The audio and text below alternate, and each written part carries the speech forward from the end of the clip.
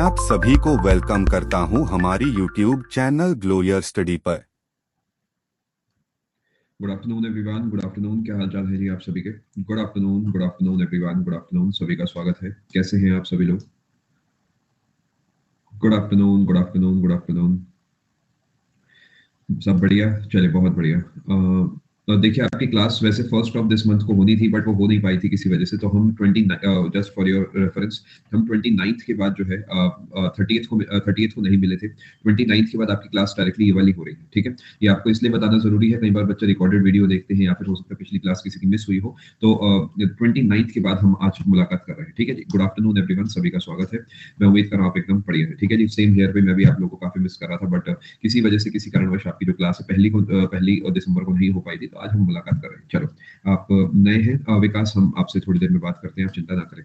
देखिए, थोड़ा सा ट्रैक मैं आपको दे देता हूँ। जो बच्चे नए हैं उन्हें मैं बता देता हूँ। आप देखिए, अगर आप थोड़ा बहुत हिस्ट्री के बारे में जानते हैं, आपको पता है बाबर, हुमायूं, अकबर ये सब कौन है, तो उस केस में आप यहाँ से कंटिन्यू करके आधा पौना घंटा देख सकते हैं विकास, आपका डाउट के साथ। और भी जो बच्चे नए हैं, सभी का स्वागत है, ठीक है? अगर आप आधा घंटा ट्राई करें, आई सपोज आप 30 मिनट्स से लेकर 45 मिनट्स, जितना भी आप कोशिश कर पाए इतना ट्राई करें।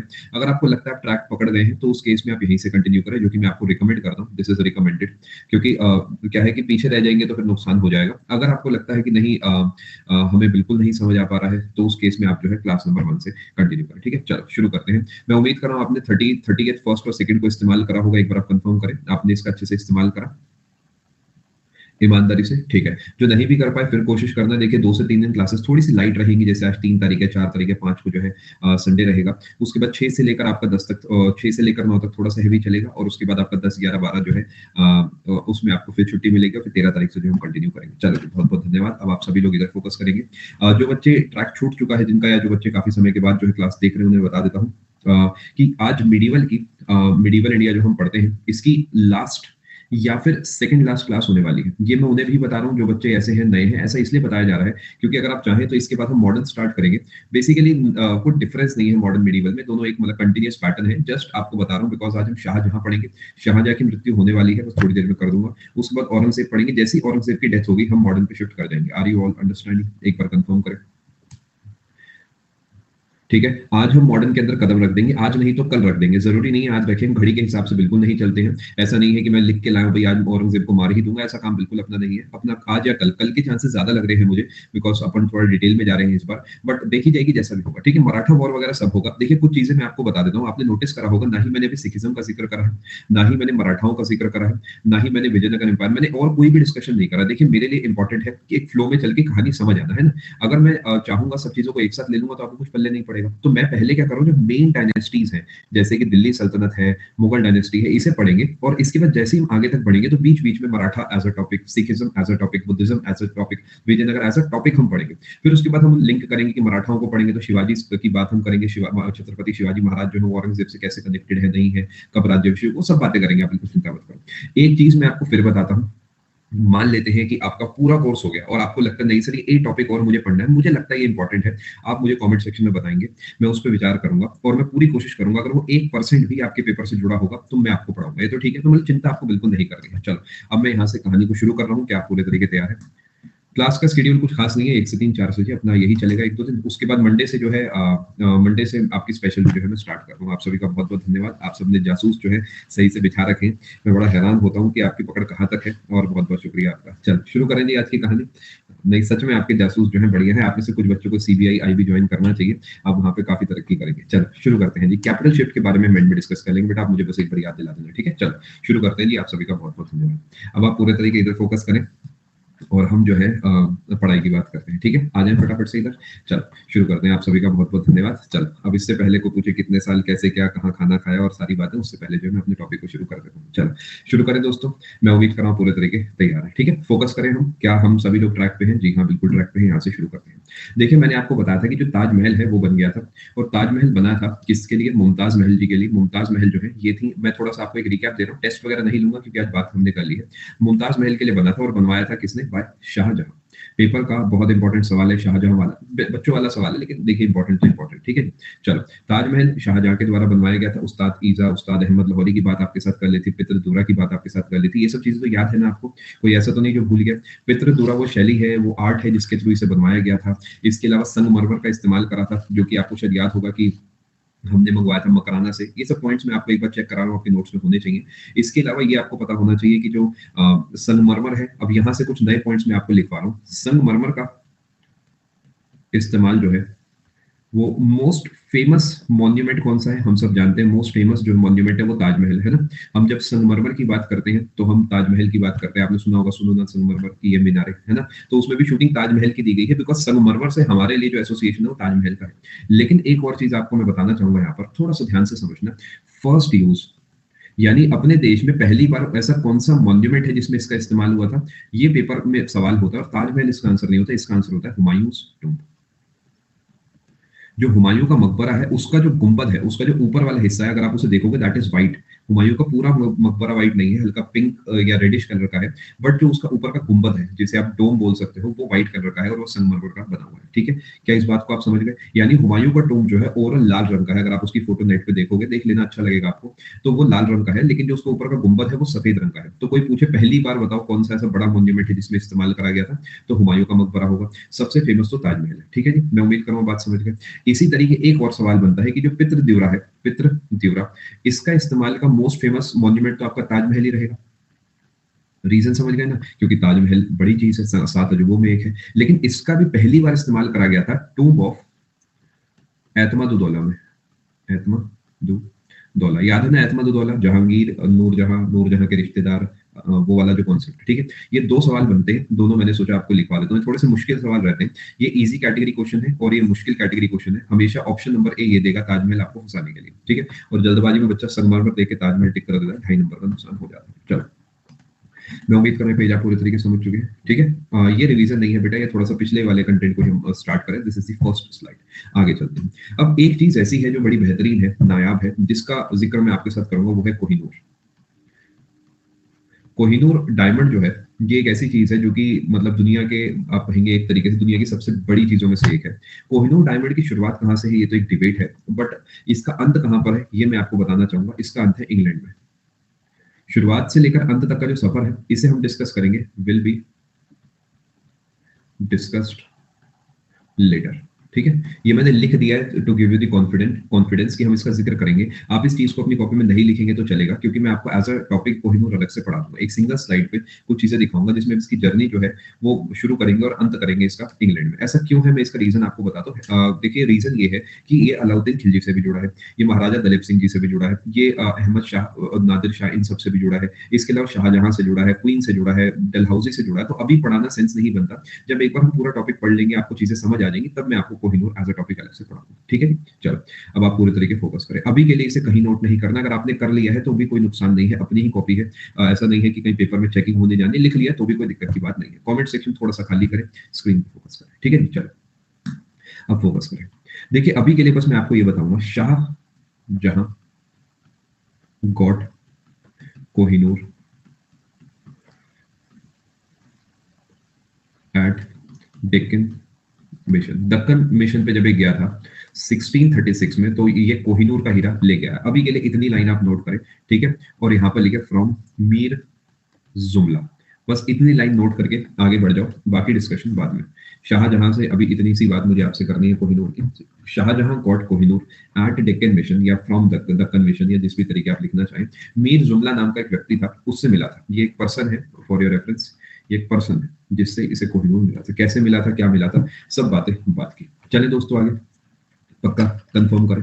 अब आप जानते हैं कि भले ही जो शाहजहां है उसने बनवा लिया है ताजमहल, बट जो मुमताज महल है उनकी मृत्यु हो चुकी है। अब इसका मतलब ये है कि शाहजहां थोड़ा उदास रहेगा, लेकिन ये कहने की बातें देखिए, क्योंकि ये जो बादशाह हुआ करते थे, इनकी बहुत सारी, आप कहेंगे बहुत बड़ा साम्राज्य हुआ करता था, कईयों की तो बहुत सारी पत्नियां हुआ करती थी। तो ये सब कहने वाली बातें होती है, लेकिन हाँ, ये इतिहास ये बात गारंटी के साथ कहता है कि शाहजहां मुमताज महल से बहुत प्रेम करा करते थे। अब देखिए, कुछ चीजें मैं आपको यहाँ पर बताऊंगा कि जो आगरा है वहां पर सब चीजें सेट हो चुकी है। अब इन्होंने प्लान बनाया कि मैं अपनी कैपिटल को शिफ्ट करता हूं, यानी Shah Jahan shifted his capital from Agra to Delhi in 1638। ये अपने पास आप नोट करें। Shah Jahan shifted his capital from Delhi to Agra in from Agra to Delhi sorry in 1638। ठीक है, ये नोट करें। अब हैरानी की बात ये है हैरानी की बात ये है कि दिल्ली जैसा उस समय कुछ हुआ नहीं करता था। बस ये दिल्ली दिल्ली सल्तनत वाली दिल्ली है। अब कोई आएगा तो क्या वो अपनी प्रेजेंस महसूस कराएगा लोगों को? जैसे कि कभी कोई नई सरकार आती है तो पॉलिसीज लाती है। इस तरीके पहले के बादशाह क्या करते थे, शहर बनवाया करते थे। आपने सुना होगा जौनपुर से लेकर तुगलकाबाद तक ये सब किसी न किसी नाम पे बने हुए जिससे कि अपनी प्रेजेंस फील कराई जा सके।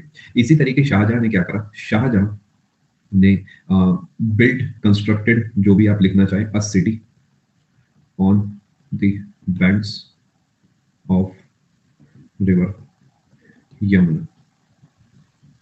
ये पॉलिटिकल रीजंस के चक्कर में संस्कृति जनरली होती थी और इसका नाम दिया गया, लॉजिकल है, शाहजहानाबाद। शाहजहानाबाद इसका नाम दिया गया। अब ये शाहजहानाबाद आपको दिल्ली में देखने को मिलता है, जो आज की दिल्ली है, दिल्ली एनसीआर का है, दिल्ली का है, वहां आपको देखने को मिलता है। दिल्ली में जब आप जाते हैं चांदनी चौक, जब आप जाते हैं नई सड़क, जब आप जाते हैं चावड़ी बाजार, जब आप जाते हैं मान लेते हैं रेड फोर्ट घूमने, गुरुद्वारा शीशगंज, वो जितने इलाके हैं जिसे हम पुरानी दिल्ली कहते हैं, जो पुरानी दिल्ली है, मेरा ख्याल दिल्ली 6 यही पड़ता है, एक बार चेक कर लेना, 110006 जो है, जहां तक मुझे याद है यही है जिसे हम दिल्ली कहते हैं, जो कोर दिल्ली है, यही शाहजहानाबाद है। मैं उम्मीद करूँ आप समझ गए। देखिए थोड़ा सा रिलेट कराता हूँ। अगर आप दिल्ली के हैं तो जो आपका लाल किला है उसके बहुत पास कश्मीरी गेट है। ये मैं आपको थोड़ा सा लिंक कराता हूँ। अगर आप दिल्ली के हैं तो समझ जाना, नहीं है तो याद कर लेना, समझ लेना, थोड़ा थोड़ा अपना दिमाग में डाल लेना। और कश्मीरी गेट के सामने ही से वो जाती है यमुना। आपने कभी देखा होगा जब आप जो है रेड लाइन पे चलते हैं तो रेड लाइन पे शास्त्री पार्क से जब कश्मीरी गेट जाते हैं तो नीचे से यमुना बहती है, जो आईएसबीटी है उसके ठीक पड़ोस में। तो वो नदी जो यमुना है, क्या वो इंडायरेक्टली पुरानी दिल्ली के भी किनारे हो गई? तो ये थोड़ा सा लिंक आपको बैठाने की मैं कोशिश कर रहा हूँ। ठीक है जी, मैं उम्मीद कर रहा हूँ बात समझ चुके हैं। सिग्नेचर ब्रिज भी, हाँ जी, उसी के ऊपर है, बिल्कुल आप सही लिख रहे हैं, बहुत बढ़िया। चलो, कोहिनूर वाली स्लाइड पे अभी कुछ भी नहीं लिखा गया अभी के लिए। पहली स्लाइड ये थी, दूसरी ये थी, आप इसे इग्नोर कर सकते हैं। तीसरी ये है शाहजहां ने कोहिनूर कहां से लिया, कब लिया, किससे लिया। उसके बाद शाहजहां ने कैपिटल शिफ्ट करी और शाहजहानाबाद नाम की जगह बनवाई दिल्ली में। ठीक है जी, नहीं पता कोई दिक्कत की बात नहीं है, जाने दें। क्या यहां तक आप सभी ने सब कुछ नोट कर लिया? अब अगर कोई दिल्ली आया है तो दिल्ली में कुछ बनवाएगा, तो इसने क्या करा, 1638 में आते ही कहा कि एक चीज का निर्माण कराया जाए। वो क्या है? वो है रेड फोर्ट। रेड फोर्ट बनवाया जाए।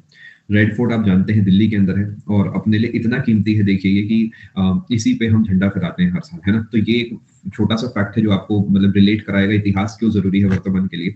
रेड फोर्ट है तभी हम उस पर झंडा फहराते हैं, वरना हो सकता है हम कहीं और झंडा फहराते हैं। तो लाल किला जो है, रेड फोर्ट जो है, वो 1638 में बनवाना हमने शुरू करा। लमसम 10 साल लगे, 1648 49 जो भी आप लिखना चाहें लिख सकते हैं। और हमारा जो है ये कंस्ट्रक्ट पूरे तरीके कंस्ट्रक्शन तैयार हो गया। रेड फोर्ट के साथ साथ इन्होंने दिल्ली की जो जामा मस्जिद है, बहुत फेमस है, दिल्ली की जामा मस्जिद भी जो है किसने बनवाई? शाहजहां ने बनवाई, दिल्ली वाली। ये अपने पास आप नोट करें, बाय शाहजहां। ठीक है, मैं उम्मीद कर रहा हूँ बात समझ गए।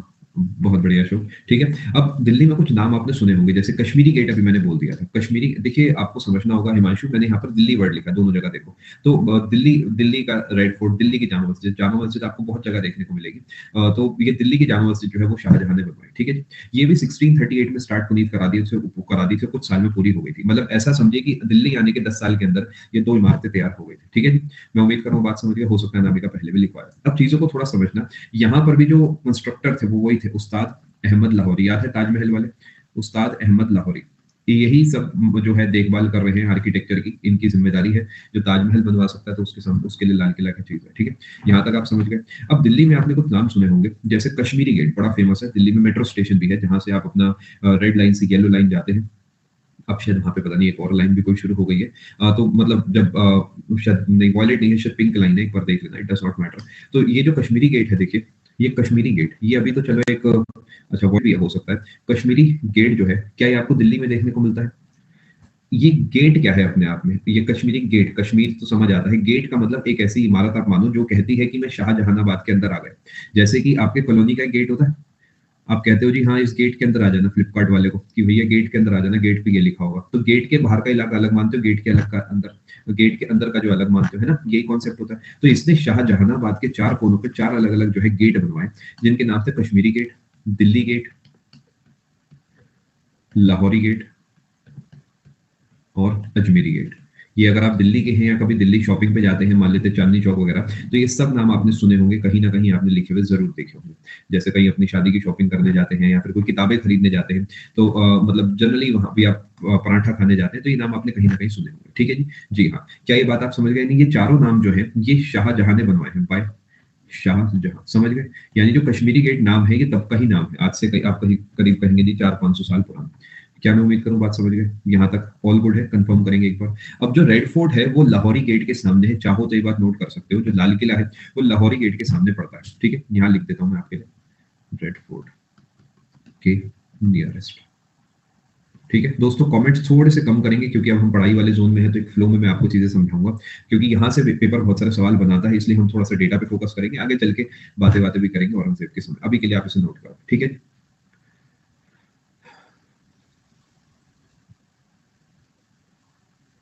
क्या यहाँ तक आप समझ गए? ठीक है, चैट बेटा अपनी अपनी आप लोग ऑफ कर सकते हैं। देखिए, मैं आप सभी से इतनी मेच्योरिटी एक्सपेक्ट करता हूं कि मुझे आपको बंद नहीं करना होगा, आप खुद ही थम जाएंगे जहां पे आपको सही लगेगा। मतलब मैं, देखिए, आपको स्कूली बच्चों की तरह ट्रीट नहीं करता, तो आप लोगों को कभी भी लगता है कि ज्यादा बातें हो रही हैं तो अपनी चैट आप खुद ही मिनिमाइज कर रहे हैं, आपके पास एक ऑप्शन होगा। ठीक है जी, चलो। डाउट्स बेटा मुझे क्वेश्चन टाइम में निशान भेजे, जाने से पहले बात करके जाऊंगा। ठीक है, जो रेड फोर्ट है प्रसून अहमद लाहौरी साहब की गाइडेंस के अंदर ही तैयार हुआ। अब चीजों को समझना, लाल किले के बारे में कुछ बातें बताते हैं। रेड फोर्ट जो है ये दिल्ली में है, ठीक है, और बाय है शाहजहां, और आप कहेंगे डिजाइनर। डिजाइनर समझ गए ना? डिजाइनर वर्ड में आर्किटेक्ट वर्ड मैंने लगा दिया, उस्ताद अहमद लाहौरी। और ईयर बनने का 1638 से 1648। अब लाल किले से जुड़ी बहुत सारी बातें हम कर सकते हैं, बट हमारे काम की जो बातें हैं वो ये है कि लाल किले में ही आपको देखने को, लाल किले में बैठता था शाहजहां, लाल किले में आके शाहजहां बैठता था। तो इसने यहाँ पर क्या करा था, दो अलग अलग दो दरबार बनवाए थे, दो दरबार। दरबार होते हैं कोर्ट, जहां पर फैसले लिए जाते हैं, जहां पे मीटिंग्स होती हैं। वो फैसले आम जनता से जुड़े हो सकते हैं, वो फैसले बड़े बड़े हो सकते हैं, साम्राज्य से जुड़े। अभी जो दो दरबार थे, इसमें एक का नाम था दीवान ए आम, दीवान ए आम। चले जाएंगे सुमित, अभी तो थोड़ा समय की काफी दिक्कत है, बाकी बनाएंगे कभी प्लान। दीवान ए आम, और दीवान ए आम के अलावा जो दूसरा है वो है आपका दीवान ए खास। दीवान ए खास, सब बताता हूँ भैया, सब बताता हूँ, थोड़ा सब्र रखो। अखबार के रूल में देखा है। अरे भैया थोड़ा समय देंगे तो मैं आपको बताऊंगा। देखिए मुझे एक बात बताएं, जो कोर्ट आपके घर के पास है, क्या वैसा ही कोर्ट मेरे घर के पास नहीं हो सकता? क्या जो सड़क आपके घर के पास है वो मेरे घर के पास नहीं हो सकती? तो यानी दीवाने आम एक आम चीज है, थोड़ा समझने की कोशिश करो। एक ऐसा दरबार जो कि आम लोगों के लिए लगाया गया है वो दीवाने आम है, तो क्या दीवाने आम बहुत सारे राजा महाराजा के समय हुआ होगा? बिल्कुल हो सकता है, क्या दिक्कत की बात है? यानी दीवाने आम वो चीज है जहां पर आम लोगों से जुड़े फैसले लिए जाते थे, है ना? तो जो आप देखते हैं, जिसमें बुलाया गया था महेश दास को, जो कि आगे चल के बीरबल कहलाए, शायद आपने देखा होगा, तो वो भी एक तरीके का, क्या पता, दीवाने आम हो, भाई आम आदमी आके वहां पे खड़ा हुआ और उसने अपने महाराजा से बात करी। तो दीवाने खास जो होता था ये बड़े कामों के लिए होता था, यानी ये बड़े फैसलों के लिए, समझ गए ना? इंटरनल मीटिंग्स, यानी आप ऐसे समझ के देखें कि आप एक तो बात करते हैं आम जनता से, एक बात करते हैं अपने खास लोगों से, तो वो हो गया एक तरीके से दीवाने खास। अब ये सब क्यों मैं आपको बता रहा हूँ, बिकॉज पेपर यहाँ से बहुत सारे सवाल पूछता है। दीवाने आम, दीवाने खास आपको कौन से चीज के अंदर देखने को मिलते हैं? लाल किले के अंदर। दीवाने खास में ऐसा क्या खास है, मैं आपको समझाता हूँ। अगले पेज पे चलते हैं। ये जो दीवान एक खास है, आप वहीं पे नोट करना, मेरे पास स्पेस नहीं था, इसी वजह से मैं अगले पेज पे दोबारा लिख रहा हूँ। आप उसी के नीचे एरो बना के लिख सकते हैं, ठीक है? इसकी जो छत थी, इसकी जो रूफ थी, वो थी सिल्वर की, यानी जो छत है वो थी चांदी की। ऑब्वियसली देखने में अच्छा लगे, जिससे वो चमकेगी, तो मुझे ऐसा लगेगा ऊपर देख के कि हाँ अच्छा लग रहा है मुझे, ठीक है? तो रूफ जो है वो इसकी सिल्वर की थी, और उस पर बात लिखी गई थी कि इस धरती पे अगर कहीं पे स्वर्ग है तो वो आपको कश्मीर में देखने को मिलता है। समझ गए क्या कहानी है? वही आमिर खुसरो की जो लाइन थी, आमिर खुसरो ने कहा था कि इस पृथ्वी पे कहीं पे स्वर्ग है तो वो कश्मीर में। हम यस तो हम यस, हम यस तो हम यस, तो आपने सुना होगा अगर फैमिली मैन पार्ट 2 देखा है, तो उसमें भी जो मनोज बाजपेयी साहब वो हल्का सा डायलॉग मारते हैं, ठीक है? क्या इस बात को आप समझ पाए? यानी कश्मीर में स्वर्ग वाली बात, बस इतना लिखते हैं, कश्मीर में स्वर्ग। अभी के लिए हम बार बार सेम पीपनी को 10 बार नहीं बजाएंगे, मुद्दे की बात समझ लेंगे बस, ठीक है? अपने लिए बस इतनी ही काम की बात है, इससे ज्यादा कुछ नहीं। क्या इस बात को आप समझ पाए? अब ये दीवाने खास में ही एक जगह हुआ करती थी जहां पर बैठा करते थे शाहजहां, यानी सिंहासन। ये सिंहासन जो है इसका नाम था तख्त ए ताउस।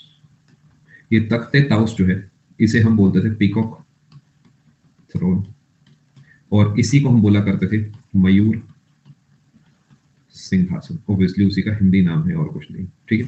तख्त ए ताउस, पीकॉक थ्रोन या मयूर सिंहासन, और इसी पे लगा हुआ था कोहिनूर। समझ गए? यानी जो शाहजहां है वो जब बड़े बड़े फैसले लिया करते थे तो वो एक गद्दी पर बैठा करते थे, और वो जो है बेशुमार उस पे एक ऐसी चीज लगी थी जो दुनिया में आपको कहीं देखने को नहीं मिलती थी, जो कि है कोहिनूर का हीरा। क्या इस बात को आप समझ पाए हैं दोस्तों? एक बार कंफर्म करें। सिंहासन समझ नहीं है, अभी समझाते हैं बेटा, आप चिंता ना करें। देखो, आप इमेजिन करें एक बहुत बड़ा दरबार है। आप कभी कचहरी में गए नहीं होंगे, लेकिन आपने टीवी में जरूर देखा होगा। तो कचहरी में सबसे बड़ी गद्दी किसकी होती है आपके हिसाब से? कचहरी में सबसे बड़ी गद्दी होती है जज साहब की, क्योंकि वो फैसला सुनाते हैं। इसी तरीके आपने कभी देखा होगा, मान लेते बाहुबली आपने देखी है, तो उसमें सबसे बड़ी गद्दी किसकी थी? जो माता शिवगामी देवी है उनकी थी। आगे चल के जो है वो भल्लाल देव की हुई। समझ गए आप बात को? बाहुबली की तो नहीं हो पाई थी शुरू से एंड तक। आपने अगर इस चीज को कभी नोटिस करा हो तो बाहुबली उस गद्दी पर जहां तक नहीं बैठ पाए थे। पहले वो खाली पड़ी रही थी, फिर वो जो है भल्लाल देव के पास चली गई। उसके बाद जो है बच्चा जो है उनका लड़ता बढ़ता है। जो भी मतलब, मुद्दे की बात यह है कि जो सबसे बड़ी गद्दी होती है वो राजा महाराजा मेन पर्सन की होती है, जो कि पर्सन इन चार्ज होता है। तो अगर वहां पर आपको मेन गद्दी दिखानी है तो क्या बेस्ट होनी चाहिए? बेस्ट से नीचा कुछ नहीं होना चाहिए। तो बेस्ट गद्दी दिखाने के लिए उस पर एक ऐसी चीज लगा दो जो दुनिया में किसी पे हो ही ना, वो है कोहिनूर डायमंड। इसी वजह से उस गद्दी पर कोहिनूर का हीरा लगाया गया था कि कोई वहां आए तो उसकी आंखें नीची ही हो, कि क्योंकि एक ऐसी चीज उसे दिख जाएगी जो उसे दुनिया में कहीं देखने को मिलेगी ही नहीं। क्या इस बात को आप समझ पाए दोस्तों? एक छोटा सा फैक्ट आपको मैं यहाँ बताना चाहूंगा कि जो शाहजहां इनकी मृत्यु हो जाती है, ठीक है। कोहिनूर का इतिहास आपको सागर अलग से पढ़ा जाएगा, ऐसा टॉपिक। शाहजहां ने लाल किला बनवाया, यानी रेड फोर्ट। आपसे कोई पूछता है किसने बनवाया रेड फोर्ट ऑफ दिल्ली, तो आप इसका आंसर देते हैं शाहजहां। लेकिन आपसे कोई पूछता है Moti Masjid in red fort, तो ये पेपर का सवाल बनता है। मोती मस्जिद जो दिल्ली की है, जो लाल किले में आपको देखने को मिलती है, ये बनवाई थी औरंगजेब ने। ये पेपर का 3 से 4 बार सवाल बन चुका है। देखिए, इसलिए कहता हूँ कोर्सेज को लगाओ, क्योंकि कोर्सेज में क्या है, जो भी इंसान आपको पढ़ा रहा है वो पेपर से गो थ्रू करता है। उसकी हॉबी है एक तरीके से कि चलो नए पेपर हुए तो देख लो। जैसे एनटीपीसी में वहां तक गो थ्रू करता हूँ, तो उससे क्या है, मुझे पता रहता है कि हाल फिलहाल में किस तरीके के सवाल पूछे जा रहे हैं। किताब में क्या है कि ये लाइन पे इतना कोई गौर नहीं फरमाएगा। तो बस ये इसीलिए कहा जाता है कि चाहे मेरे देखो चाहे किसी के देखो, बस इंसानों से जाके पढ़ो, बिकॉज इंसान आपको अच्छे से बता सकते हैं कौन सी लाइन से क्या सवाल बनना है। ठीक है जी? क्या मैं उम्मीद करूँ इस बात को आप समझ गए। रेड फोर्ट जो दिल्ली का है वो शाहजहां ने बनवाया, लेकिन रेड फोर्ट के अंदर जो मोती मस्जिद है वो बनवाई है औरंगजेब ने। इसकी कोई गिनती नहीं है विकास। मोती मस्जिद एक मस्जिद है, जैसे कि मैं मुरादाबाद में रहता हूँ, यहाँ पर भी मैंने 1 से 2 मोती मस्जिद सुनी है। मतलब ये नाम है बस, ऐसा कोई फिक्स नहीं है विकास की कितनी मोती मस्जिद। समझ गए? जैसे कि आपसे मैं पूछूं कि माता रानी के कितने मंदिर है, तो हम बता ही नहीं सकते है ना, क्योंकि मेरे घर के पास भी कोई माता का मंदिर होगा, आपके घर के पास भी होगा, बाकी सबके भी घर के पास होगा। तो कुछ ऐसा है। ठीक है, आगे चलिए दोस्तों। तो क्लास बेटा, तबीयत मेरी ठीक थी। क्लास 2 से 3 दिन आपकी नहीं हुई थी, और आपसे आपकी क्लासेस जो कंटिन्यूसली चलेगी। चलो, क्या इस बात को आप समझ पाए दोस्तों? अब कहानी आगे चलती है। अभी तक सब बल्ले बल्ले है, सब चीजें बढ़िया चल रही है, जिंदगी मजेदार है एकदम। माना जाता है, कुछ फैक्ट्स कहते हैं कि शाहजहां जो है ये 1640s में ये दुनिया का सबसे अमीर आदमी हुआ करता था। इस पे इतना पैसा था कि दुनिया में सबसे अमीर आदमी ये हुआ करता था। आपने सुना ही होगा, भारत सोने की चिड़िया थी, और सोने की चिड़िया का जो कंट्रोल है वो मुगल बादशाह के हाथ में होगा, मेजर पोर्शन ऑफ इंडिया का। तो ये दुनिया का जो है सबसे अमीर आदमी हुआ करता था। बट जो है धीरे धीरे डाउनफॉल आया और चीजें जो है बिगड़ गई। जी हाँ, अभी के लिए मैं यहीं से मुरादाबाद से लाइव हूँ, आ सकता हूँ। चलो आगे चलते हैं। क्या मैं उम्मीद करूँ यहाँ तक आवाज समझ गए? ये कोई नहीं बता सकता बनी, कोई बता ही नहीं सकता। कोहिनूर और मोनालिसा, इसकी कोई कीमत नहीं है, क्योंकि ये बेचने के लिए है ही नहीं। चलिए आगे। कीमत उसकी जो बिके, कीमत उसकी जो खरीदने योग्य हो। ये माना जाता है कि ये इनकी कोई कीमत नहीं थी। खैर आगे चलते हैं। चलो, यहाँ तक सब बातें बढ़िया है, मजा आ रहा है, जिंदगी बढ़िया चल रही है, बहुत बढ़िया कपल। अब 1657 आया, और जैसे शादी पार्टी में होता है 11 बज गए, और डीजे वाले ने कहा मैं गाना नहीं बजाऊंगा। हमने कहा अरे भैया प्लीज एक और गाना बजा दो। अरे प्लीज देख लो, कुछ 100 की पत्ती ले लो, चाहे एक गाना और बजा दो, फाइनल वाला, है ना। यानी 1657 में आके दिक्कतें चालू हुई, और 1658 तक ये दिक्कत बहुत ज्यादा बढ़ गई। और उसके बाद 1658 से 1666 का तक का जो समय है, अगले 8 साल, ये बड़ा ही उदासीन रहेगा शाहजहां के लिए। यानी यहाँ तक सब चीजें जो है बढ़िया थी, मजा आ रहा था एकदम, एंजॉय, फुल एंजॉय, है ना। उसके बाद जो है यहाँ पर चीजें थोड़ी सी घबराने वाली हो गई, और उसके बाद जो है काम पूरे तरीके खराब हो गया। अब यहाँ से आपसे मैं उम्मीद कर रहा हूँ कि आप पेन कॉपी छोड़ के थोड़ी देर बातों को सुनेंगे, बिकॉज यहाँ पर मैं शाहजहां के बेटों को आपके साथ मिलवाऊंगा। ठीक है। 1657 में शाहजहां बीमार हो गया, और अभी तक क्या होता था कि जो बादशाह है उसकी मृत्यु बहुत जल्दी हो जाती थी। आपने देखा होगा बाबर की मृत्यु कितनी जल्दी हो गई अचानक, हुमायूँ की भी सीढ़ी से गिर के मर गया, अकबर जो है उसकी भी मृत्यु हो गई 1605 में। उसके बाद जहांगीर आया, जहांगीर भी जो है मदिरापान की वजह से उसकी डेथ हो गई। अब शाहजहां आया है, बट शाहजहां की मृत्यु नहीं हुई, शाहजहां हो गया बीमार। शाहजहां ये हो गया इल, ये बीमार हो गया। अब बीमार होने से प्रॉब्लम क्या हो गई कि जो अगले वेटिंग में है वो इंतजार कर रहे हैं। देखा है ना कई बार जब आप लाइन में खड़े होते हो और एक आदमी कहता है टिकट देना जरा, उसे यही नहीं पता होता टिकट कहाँ की लेनी हो, कहता है अरे भैया मुझे पालिका बाजार जाना है, कहाँ की टिकट लूं मैं? तो कहता है देखो पालिका बाजार के लिए तो तुम्हें जो है राजीव चौक जाना होगा। तो कहते हैं नहीं, राजीव चौक से तो कनॉट प्लेस जाता होगा। उसे कौन समझाए कनॉट प्लेस का जो पार्क है उसके नीचे ही पालिका बाजार है। इतनी देर में बाकी लोग इरिटेट हो जाते हैं ना। तो कुछ यहाँ पर भी यही कहानी हुई, बिकॉज 4 बच्चे वेटिंग में हैं और शाहजहां जो है बिना मरने की जगह पे बीमार होकर बैठ गया। अब शाहजहां ने दिमाग लगाया कि क्या करा जाए। अब आपको शायद एक बात पता होगी कि जैसे आज आप देखते हो हमारे जो पॉलिटिशियंस होते हैं वो धीरे-धीरे समय-समय पे जनता से मिलते हैं। जैसे कि हमारे जो माननीय प्रधानमंत्री हैं वो हर समय आप महीने, डेढ़ महीने, 2 महीने, 15 दिन में किसी न किसी तरीके जनता से टीवी पे आके, रेडियो के माध्यम से प्रचार-प्रसार के रूप में मिलते हैं। ऐसे आपके इलाके के सीएम जो होंगे वो सीएम जो हैं वो भी कहीं न कहीं आपको टीवी में देखने को मिल जाते होंगे।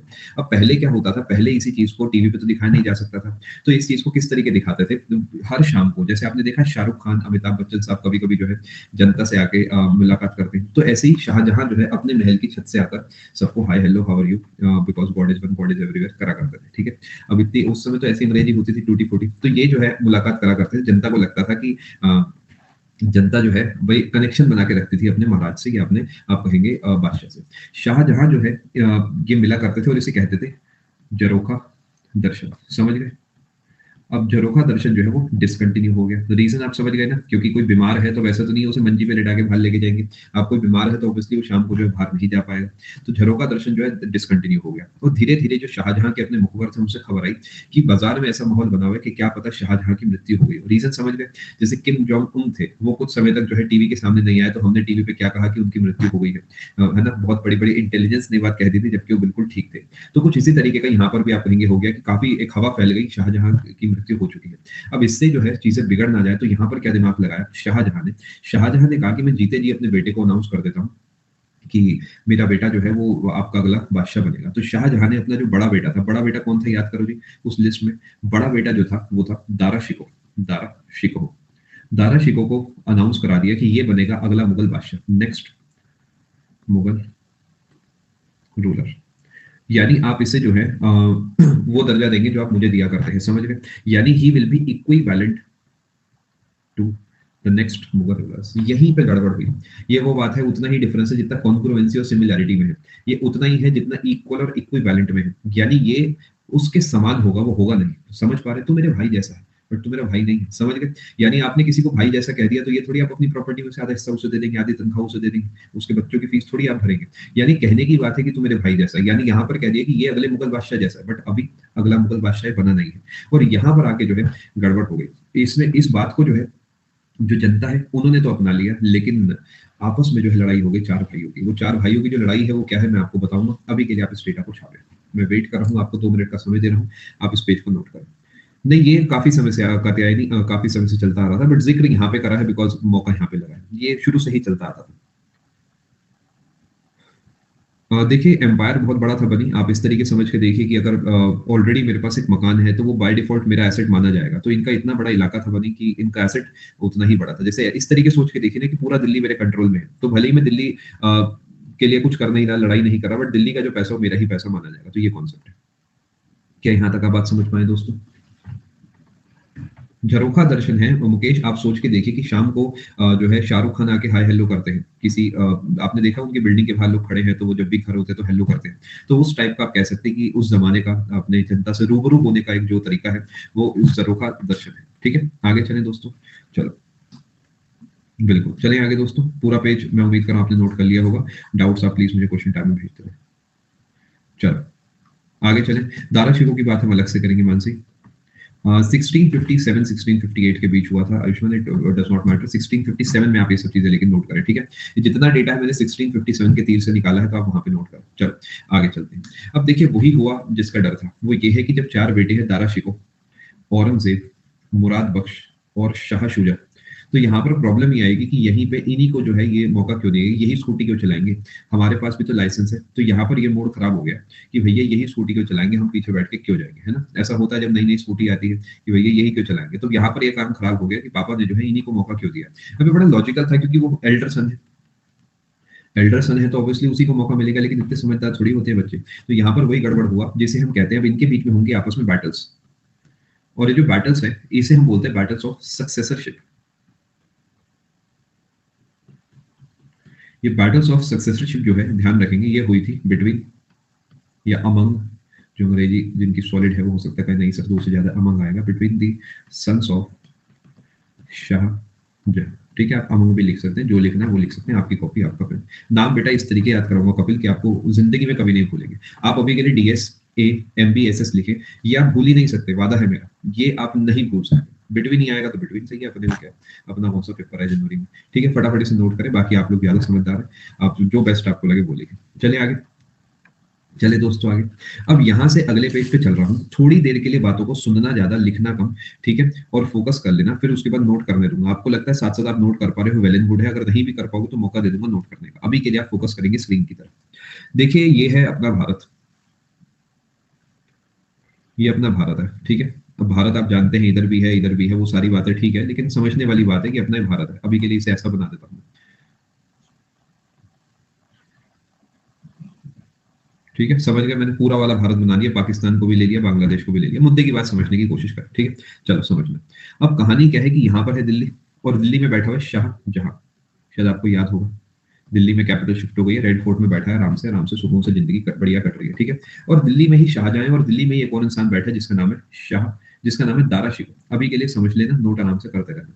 दारा शिको जो है उसे हमने दे दिया था सूबेदारी, सूबेदार समझ गए ना, यानी पकड़ दे दी भाई, तेरी ये पकड़ है सूबेदार of north India. North India की पकड़ भी इसी की थी, और दिल्ली की पकड़ भी इसी के पास थी। दिल्ली की इसके पास क्यों थी, क्योंकि भैया यही तो अगला मुगल बादशाह है, तो दिल्ली की गद्दी पर यही बैठने की कोशिश करेगा। यानी दिल्ली नॉर्थ इंडिया जो है इसके कंट्रोल में था दारा शिकोह की, ठीक है। उसके बाद औरंगजेब जो है, आपको शायद याद होगा, औरंगजेब जो है यहाँ पर था, जिसका नाम है अहमदनगर, अहमदनगर, अहमदनगर में बैठा औरंगजेब। औरंगजेब इनका एक बच्चा है, ठीक है।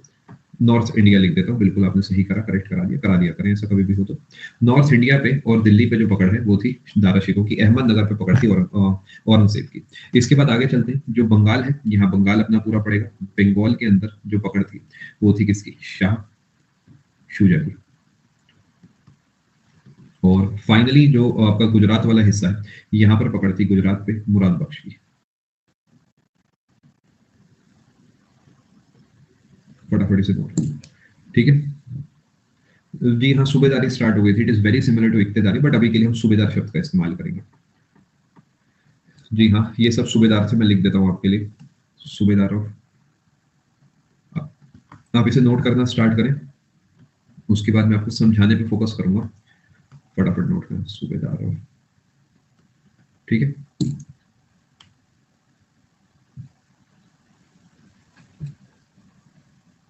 पहले हम ये बेसिक पोर्शन तुरंत पूरा करेंगे, उसके बाद हमारा स्टैटिक वाला कोर्स आएगा। अभी कुछ समय रुक के, बहुत बहुत शुक्रिया मनीष। चलिए आगे दोस्तों, आपने नोट कर लिया है, अब मैं आपके कमेंट सेक्शन को इग्नोर करूंगा, पढ़ने के बाद इग्नोर करूंगा, ठीक है। जियोग्राफी बहुत जल्दी स्टार्ट हो जाएगी, ग्रीन, आप चिंता ना करें, कोशिश है इसी महीने में ज्योग्राफी आपकी स्टार्ट हो जाए। आराम से नोट करें,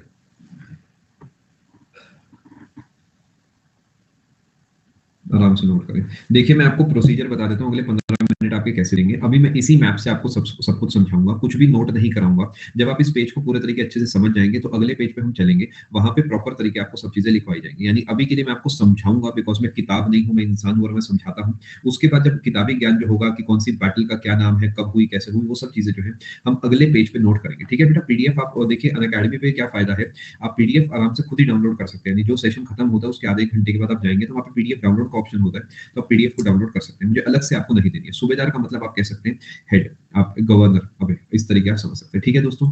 अब यहाँ पर कुछ चीजें समझाई जाएंगी, फिर अगले पेज पे चल के यहाँ पर आपको नोट कराया जाएगा भाई इस ईयर में इनके बीच में ये वाली बैटल हुई जिसमें ये जीता, ठीक है जी। अब मैं उम्मीद कर रहा हूँ आप बीच में मैसेज नहीं करेंगे, मैं आपके मैसेजेस पूरे तरीके से इग्नोर करने जा रहा हूँ। अब देखिए दिक्कत क्या हो गई है कि दारा शिकोह बन गया है दिल्ली का हेड, और उससे प्रॉब्लम ये है कि जो सूबेदार है गुजरात के मुराद बख्श और शाह शुजा और औरंगजेब, ये तीनों जो है बहुत ही बुरा मान रहे हैं और ये तीनों पूरे तरीके नाराज है कि हम भी स्कूटी चलाएंगे। और स्कूटी चलाने के लिए इन्हें कहाँ जाना होगा? इन्हें दिल्ली जाना होगा। अब दिल्ली में बैठा हुआ है दारा शिकोह। दारा शिकोह माना जाता है नेचर वाइज बहुत ही अच्छा था और पढ़ाई लिखाई में बहुत तेज था और काफी सारे मतलब ज्ञान की बातें जो है इनके पास थी। बट यहाँ पर अभी क्या होगा वो थोड़ी देर में आप समझ जाओगे। ठीक है, बिल्कुल अविनीश आप ऐसे समझ सकते हो। सबसे पहले जो है जाके अटैक करेगा कौन? शाह शुजा दिल्ली के ऊपर। अभी की दिस इन माइंड कि जो शाहजहां है वो भी जिंदा है। शाह अभी जिंदा है और अभी भी उस गद्दी पर बैठी है। तो शाहजहां आराम से यहाँ बैठा है, कोल्ड ड्रिंक पी रहा है और बस देख रहा है कि क्या कर रहे हैं मेरे बच्चे, वहां मेरे लाल, देखे कौन जीतता है। इस तरीके से शाहजहां आराम से बैठा हुआ है। अभी भी ताज चाहो ना हो इसी के सर पे है। अभी कुछ फाइनल नहीं हुआ, देखते हैं कौन जीतेगा। ठीक है, शाहजहां अभी जिंदा बैठा हुआ है और कहाँ बैठा हुआ है आपको पता है। अब ये भी माना जाता है कि जो वॉइस ब्रेक हो गई, मैं वेट कर रहा हूँ, चिंता ना करें। ठीक है जी, अब सब चीजें चलो। अब थोड़ा समझने की हम कोशिश करते हैं। इस बैटल के बीच में ही जो शाहजहां है वो आगरा चला जाएगा यहाँ से। ठीक है, अब वो कब जाएगा क्या जाएगा अभी के लिए इतना इंपॉर्टेंट नहीं है। अभी के लिए बस ये ध्यान रखना कि शाहजहां जो है आगरा चला जाएगा, इतनी लाइन ध्यान रखना है। पेपर के लिए कहीं से कहीं तक कुछ इंपॉर्टेंट नहीं है। मुद्दे की बात समझना। सबसे पहले अटैक करेगा कौन? शाह शुजा। शाह शुजा जो है अपनी सेना को लेकर निकलेगा कि चलो स्कूटी पे बैठते हैं और यहाँ से कहाँ जाएगा? दिल्ली। तो दिल्ली जब जाएगा तो उधर दारा शिकोह क्या करेगा? जो मुझे एक बात आप बताओ, दारा शिकोह जो है क्या उसी के पास मुगल एम्परर वो उसी के पास मुगल आर्मी मानी जाएगी? Because he is the Mughal emperor now. तो when I say Mughal army, when I say royal army, I mean the army of Mughals और the army of Dara Shikoh. तो क्या ये अब बैठे बैठे कहेगा भाई मेरी आर्मी जाओ तुम लड़के आओ, है ना? यानी ये अपनी तरफ से आर्मी भेजेगा, ये अपनी तरफ से आर्मी भेजेगा और यहाँ पर बीच में एक जगह पड़ेगी, इमेजिन करो इलाहाबाद, इलाहाबाद प्रयागराज, ये जो संगम वाला इलाका, वहां पर ये लोग जो है मुलाकात करेंगे। और वहां पर एक समझने के तौर पे हम कह सकते हैं कि इधर की तरफ गया, ये इधर की तरफ गया और बीच में एक जगह पड़ेगी बहादुरपुर। अभी के लिए बहादुरपुर का सुन लो, बाकी बात बाद में। तो यहाँ पर क्या क्लैश होगा? एक तीर इधर से आया, एक तीर इधर से, और यहाँ पर बीच में क्लैश हुआ, जिसमें बहुत ही आसानी से जो मुगल आर्मी है वो हरा देगी शाह शुजा को। क्या इस बात को आप समझ पाए? दारा शिकोह की जो आर्मी है वो शाह शुजा को बहुत ही आराम से हरा देंगे। रीजन आप समझ गए हैं भाई, वो मुगल आर्मी है तो वैसे नहीं हारेगी, उस वो तगड़ी चीज है ना। अब यहाँ पर क्या हुआ? शाह शुजा जैसे ही गया और टकरा के वापसी आ गया, यानी गया और भाग के वापसी आ गया। यानी शाह शुजा भी अभी जिंदा है, चारों के चारों भाई अभी जिंदा है, लेकिन शाह शुजा जो है एक बार हार मान चुका है, यानी शाह शुजा की एक डिफीट हो चुकी है। क्या इस बात को आप समझ पाए? अब यहाँ पर बैठे बैठे दिमाग लगाया औरंगजेब ने। औरंगजेब समझ गया कि अगर हम एक एक करके ऐसे अटैक करेंगे तो कोई फायदा नहीं होगा, बिकॉज ये मुगल आर्मी है, बहुत पावरफुल है। तो औरंगजेब ने यहाँ से मैसेज भिजवाया मुराद बख्श के साथ कि मुराद क्या हाल चाल? उसने कहा सब बढ़िया, आप बताओ। तो उसने कहा एक काम करते हैं, 1+1 2 नहीं, उसने कहा 1+1 11, यानी 1 और 1 11 वाला कोशिश करते हैं और यहाँ से जो है अटैक करते हैं दारा शिकोह की तरफ। समझ गए बात को? कोई बात नहीं बेटा, कोई दिक्कत नहीं है, आप यहीं से कंटिन्यू करें। यानी मुराद बख्श जो है इसने जो है औरंगजेब के साथ मिलकर जो है अटैक करा किसके ऊपर? दारा शिकोह के ऊपर। किसी को यहाँ तक कोई डाउट तो नहीं? गाना चल रहा था इनके दिमाग में, 1 और 1 11 ओ मेरे यार, गोविंदा और संजय दत्त की तरह इन्होंने जो जाके जो है अटैक करा। ठीक है, अब यहाँ से जो है इन्होंने अटैक करा और दारा शिकोह के ऊपर अटैक करा। अब इसमें क्या कमाल हुआ कि मुराद बख्श और औरंगजेब जो है इनकी आर्मी ने दारा शिकोह की आर्मी को हरा दिया। क्या इस बात को आप समझ पाए? तो यहाँ से कॉन्फिडेंस इतना बूस्ट हो गया औरंगजेब का कि मजा ही आ गया। मतलब एकदम ऐसा फील हो गया कि मेंस में निकाल दूंगा। अभी प्री निकला है जबकि, और इसे महसूस होने लगा कि ये मेंस में निकलेगा।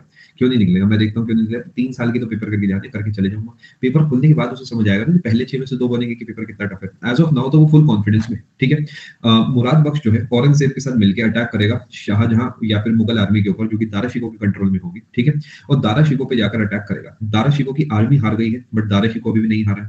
तो क्या यहाँ पर आप कहेंगे ये दोनों खुश हो गए? बट अभी भी दारा शिकोह जो है जिंदा है। अभी मैं उम्मीद कर रहा हूँ इस बात को आप याद रख पा रहे होंगे कि दारा शिकोह जो है अभी जिंदा है। ठीक है, अब अगले पेज पे पूरा डेटा नोट कराऊंगा, तो रोना धोना मत कमेंट सेक्शन में, कुछ समझ नहीं आ रहा सब नोट करा दूंगा। ठीक है, अब समझते हैं क्या कहानी होती है। अब यहाँ से जब दारा शिकोह हार जाता है तो फाइनली एक बैटल होती है जिसमें दारा शिकोह खुद लड़ने आता है। समझ गए? दारा शिकोह खुद लड़ने आएगा किससे? मुराद बख्श और औरंगजेब से, कि मैं जाता हूँ, मैं देखता हूँ कौन मेरी स्कूटी की चाबी छीन रहा है। ठीक है, और यहाँ पर दारा शिकोह को भी बहुत बुरे तरीके हरा दिया जाएगा। क्या इस बात को आप समझ पाए? दारा शिकोह को हराने के बाद अभी भी नहीं मारा जाएगा, अभी भी नहीं मारा जाएगा। ठीक है जी, अब क्या मैं कह सकता हूँ क्लियर कंटेंटर जो है वो ये दोनों बन गए हैं जीत के। शाह शुजा आउट हो चुका है, जो दारा शिकोह है वो भी हार मान चुका है, ये दोनों बचे। अब यहाँ पर आपको याद होगा औरंगजेब जो है वो मुराद बख्श के सहारे ये सब काम कर रहे थे, शायद आपको याद होगा। अब औरंगजेब ने क्या करा? सबसे पहला काम ये करा कि मुराद बख्श की हत्या करी कि चलो फाइनल डिसाइड हो गया, एक डीक्यू हो गया, डिस्क्वालीफाई हो गया, के हो गया, नॉकआउट हो गया, और अब बचा कौन? सिर्फ मैं। यानी जिसका साथ लिया उसी का हाथ काटा सबसे पहले, क्योंकि यही पॉलिटिक्स से देखिए एंजॉय करें से यही लाइफ है, ठीक है। औरंगजेब ने क्या करा, मुराद बख्श की हत्या करी और अब बच गया एक अकेला, और अकेला जो है खुद का ही इसने क्या करा, राज्याभिषेक कर दिया, कोरोनेशन कर दिया और आगरा में डिक्लेयर कर दिया कि मैं अगला मुगल बादशाह। क्या इस बात को आप समझ पाए? यानी औरंगजेब ने कहा मुनिच जो है अगला मुगल बादशाह है, ठीक है। और औरंगजेब ने ये बात डिक्लेयर करी कहां पर, आगरा में। लेकिन अभी भी दिल्ली में तो काम बाकी है, क्योंकि मेन गति तो दिल्ली में है। तो यहां से जो है ये दिल्ली जाएगा और दारा शिकोह की हत्या करवाएगा, और उसके बाद दारा शिकोह की हत्या करा के इसे पूरी दिल्ली में इसकी बॉडी को घुमाएगा कि जो मेरे खिलाफ लड़ेगा उसका ये हाशिर होगा। और फाइनली औरंगजेब जो है दिल्ली जाकर दिल्ली की गद्दी पर बैठेगा और बनेगा अगला मुगल बादशाह। क्या इस बात को आप समझ पाए? मैंने ये नहीं पूछा कि आप याद कर पाए नहीं कर पाए, बट समझ पाए हैं आप। अब ये सब डेटा आपकी कॉपी में छपवाऊंगा अगले पेज पे जाके, सुकून से बैठो। अगर आपको अभी भी कुछ नहीं समझ आया, कोई दिक्कत की बात नहीं है, मैं जाने से पहले इस क्वेश्चन को रिपीट कर दूंगा, आप चिंता बिल्कुल मत करो, ठीक है जी। चलिए दोस्तों आगे, अब मैं आपके लिए ये सब डेटा जो है नोट करा रहा हूँ, आप स्क्रीन पे फोकस करेंगे। बीच में आप डाउट्स थोड़े से कम पूछेंगे तो अच्छा रहेगा, ज्यादा भी पूछेंगे तो कोई दिक्कत की बात नहीं। चलो, आप अपनी कॉपी में हेडिंग डालेंगे बैटल्स ऑफ सक्सेसरशिप, ठीक है। ईयर जो है 1658 है, बिटवीन है सन्स ऑफ शाह, अच्छा बहुत बढ़िया, और शाह शुजा, दारा शिकोह, औरंगजेब और मुराद बख्श।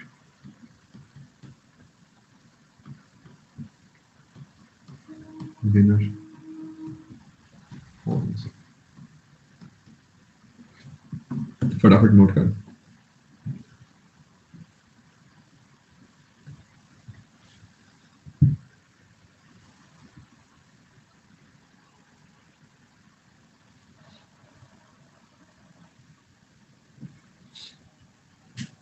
ठीक है,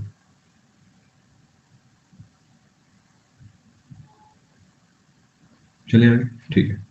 मैं उम्मीद कर रहा हूं यहां तक आप सारी बात समझ चुके हैं। चलो अगले पेज पे चलते हैं जी। सबसे पहली जो बैटल होगी वो होगी 1658 में, और नाम होगा battle of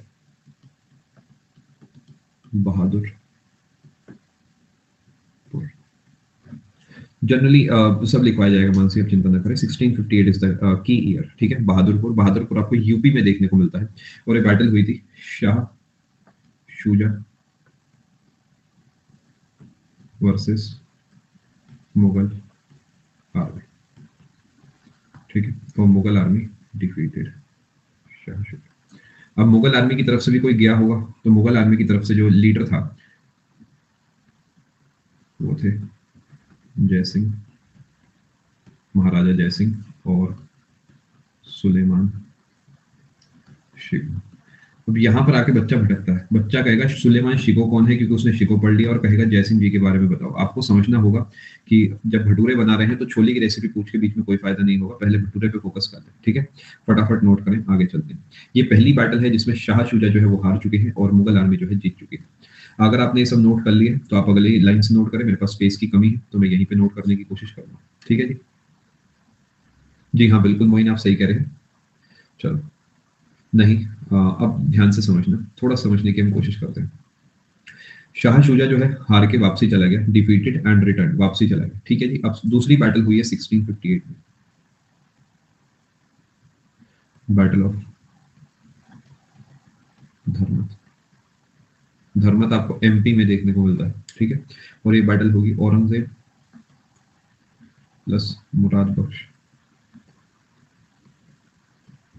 versus Mughal army. ये एक साथ थे दोनों, ठीक है।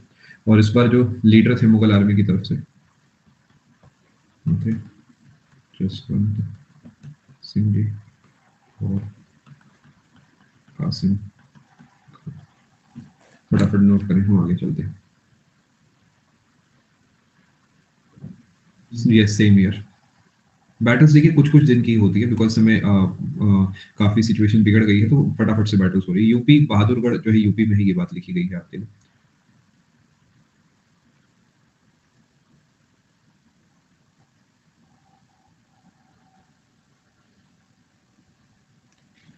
कोई बात नहीं बेटा, कोई बात नहीं। शाहजहां के क्योंकि शाहजहां ने मोइन क्या करा है, दारा शिकोह को डिक्लेयर कर दिया है अगला मुगल रूलर, और उसके चक्कर में जो बाकी 3 बेटे हैं वो इस बात से नाराज हैं और वो चाह रहे हैं कि जो है हम रूलर बने। मैं उम्मीद कर रहा हूँ बात समझ पाए।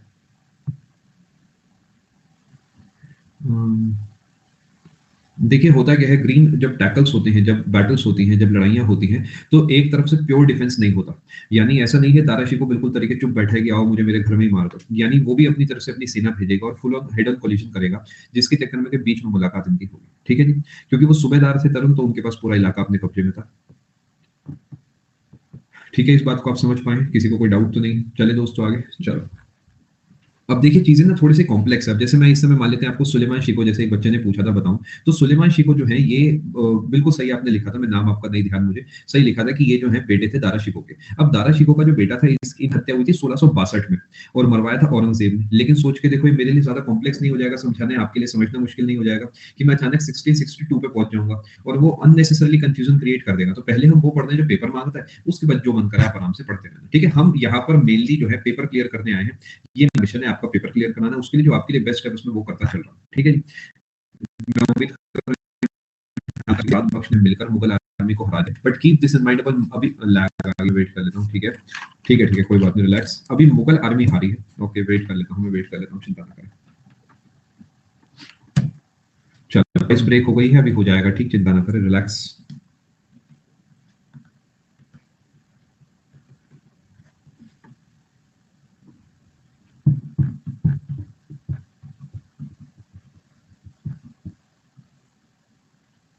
चले दोस्तों आगे, चलो।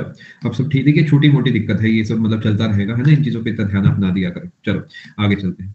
मैं उम्मीद कर रहा हूँ यहाँ तक आप बात पूरी तरीके से समझ चुके हैं। ठीक है, बैटल ऑफ धर होती है जिसमें फाइनली औरंगजेब और मुराद बख्श अपनी पकड़ बना लेते हैं। उसके बाद कहानी आगे बढ़ती है और ये है 1658 में एक और बैटल होती है, battle of Samugarh. Battle of Samugarh जो है, देखिए ये भी आपको एमपी में ही देखने को मिलता है। यहाँ पर बैटल होती है और फाइनली इसके अंदर क्या है, औरंगजेब जो है और मुराद बख्श जो है ये मिलकर क्या करते हैं इस बार खुद आता है दारा शिको। दारा शिको, ये दोनों मिलकर जो है फाइनली इसे हरा देते हैं, डिफीटेड। व्हेन आई से defeated I mean defeated, kill word नहीं लिखा तो किल नहीं करा गया, यानी दारा शिको को जो है हरा दिया। क्या मैं उम्मीद करूं इस बात को आप समझ पाए? यानी औरंगजेब और मुराद बख्श ने मिलकर दारा शिको को हरा दिया। क्या यहाँ तक आप बात समझ पाए?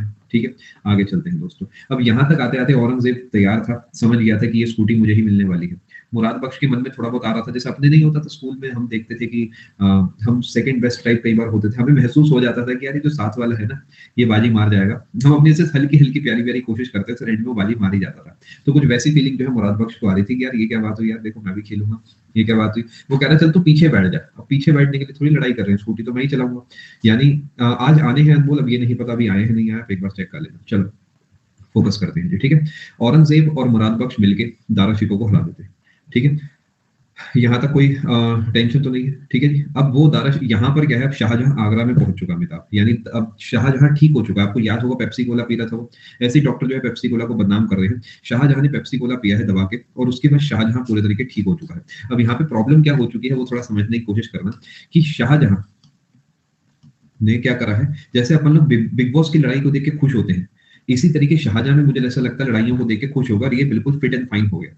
यानी वो कह रहा है अपुन अभी जिंदा है और हम रूल करेगा, हम स्कूटी चलाएगा। वो कह रहे यार ये क्या बात हुई, तुम तो चला ही नहीं सकते, अब तुम्हारा तो लाइसेंस रद्द कर दिया गया। यानी शाहजहां जो है ठीक हो चुका है, और शाहजहां अब एक तरीके से मन ही मन हो सकता है सोच रहा हूँ कि जरा उस गद्दी पर बैठ के देखे क्या हालचाल है। ठीक है, यानी शाहजहां की कोई दावेदारी नहीं मानी जाएगी, बिकॉज मौका ही नहीं मिला था शाहजहां को उस गद्दी पर बैठने का। ठीक है, इट्स ईयर 1658, औरंगजेब और मुराद बख्श फाइनल्स में है। औरंगजेब और मुराद बख्श जो है ये फाइनल में है। समझ गया बात को? किसी को कोई डाउट तो नहीं है? अब तो फाइनल में है, तो अब इनके बीच में कुछ ना कुछ लड़ाई होगी। ठीक है जी। अब इनके सबसे छोटा मुराद बख्श माना जाता है तेनाली, और औरंगजेब माना जाता है सेकंड नंबर पे थे। ठीक है, बाकी एक बार आप चेक कर लेते, इतना इंपॉर्टेंट नहीं है। लैग आ रहा है थोड़ा सा। जी हाँ, एक ईयर में हो गई थी संस्कृति। ठीक है, रुकिए, आपको अगर मेरी आवाज आ रही है तो मैं एक बार रिफ्रेश कर रहा हूँ। It's a break for you, ये आपका ब्रेक है, 1 मिनट ब्रेक है। जब तक मैं रिफ्रेश कर रहा हूँ, मैं रिफ्रेश ब्रेक है, ब्रेक भी ले लीजिए। ब्रेक वैसे भी इन एनी केस आपको चाहिए ही होगा। ठीक है, तो आप सेशन में शाह शुजा सब भी जिंदा है लियोनार्डो।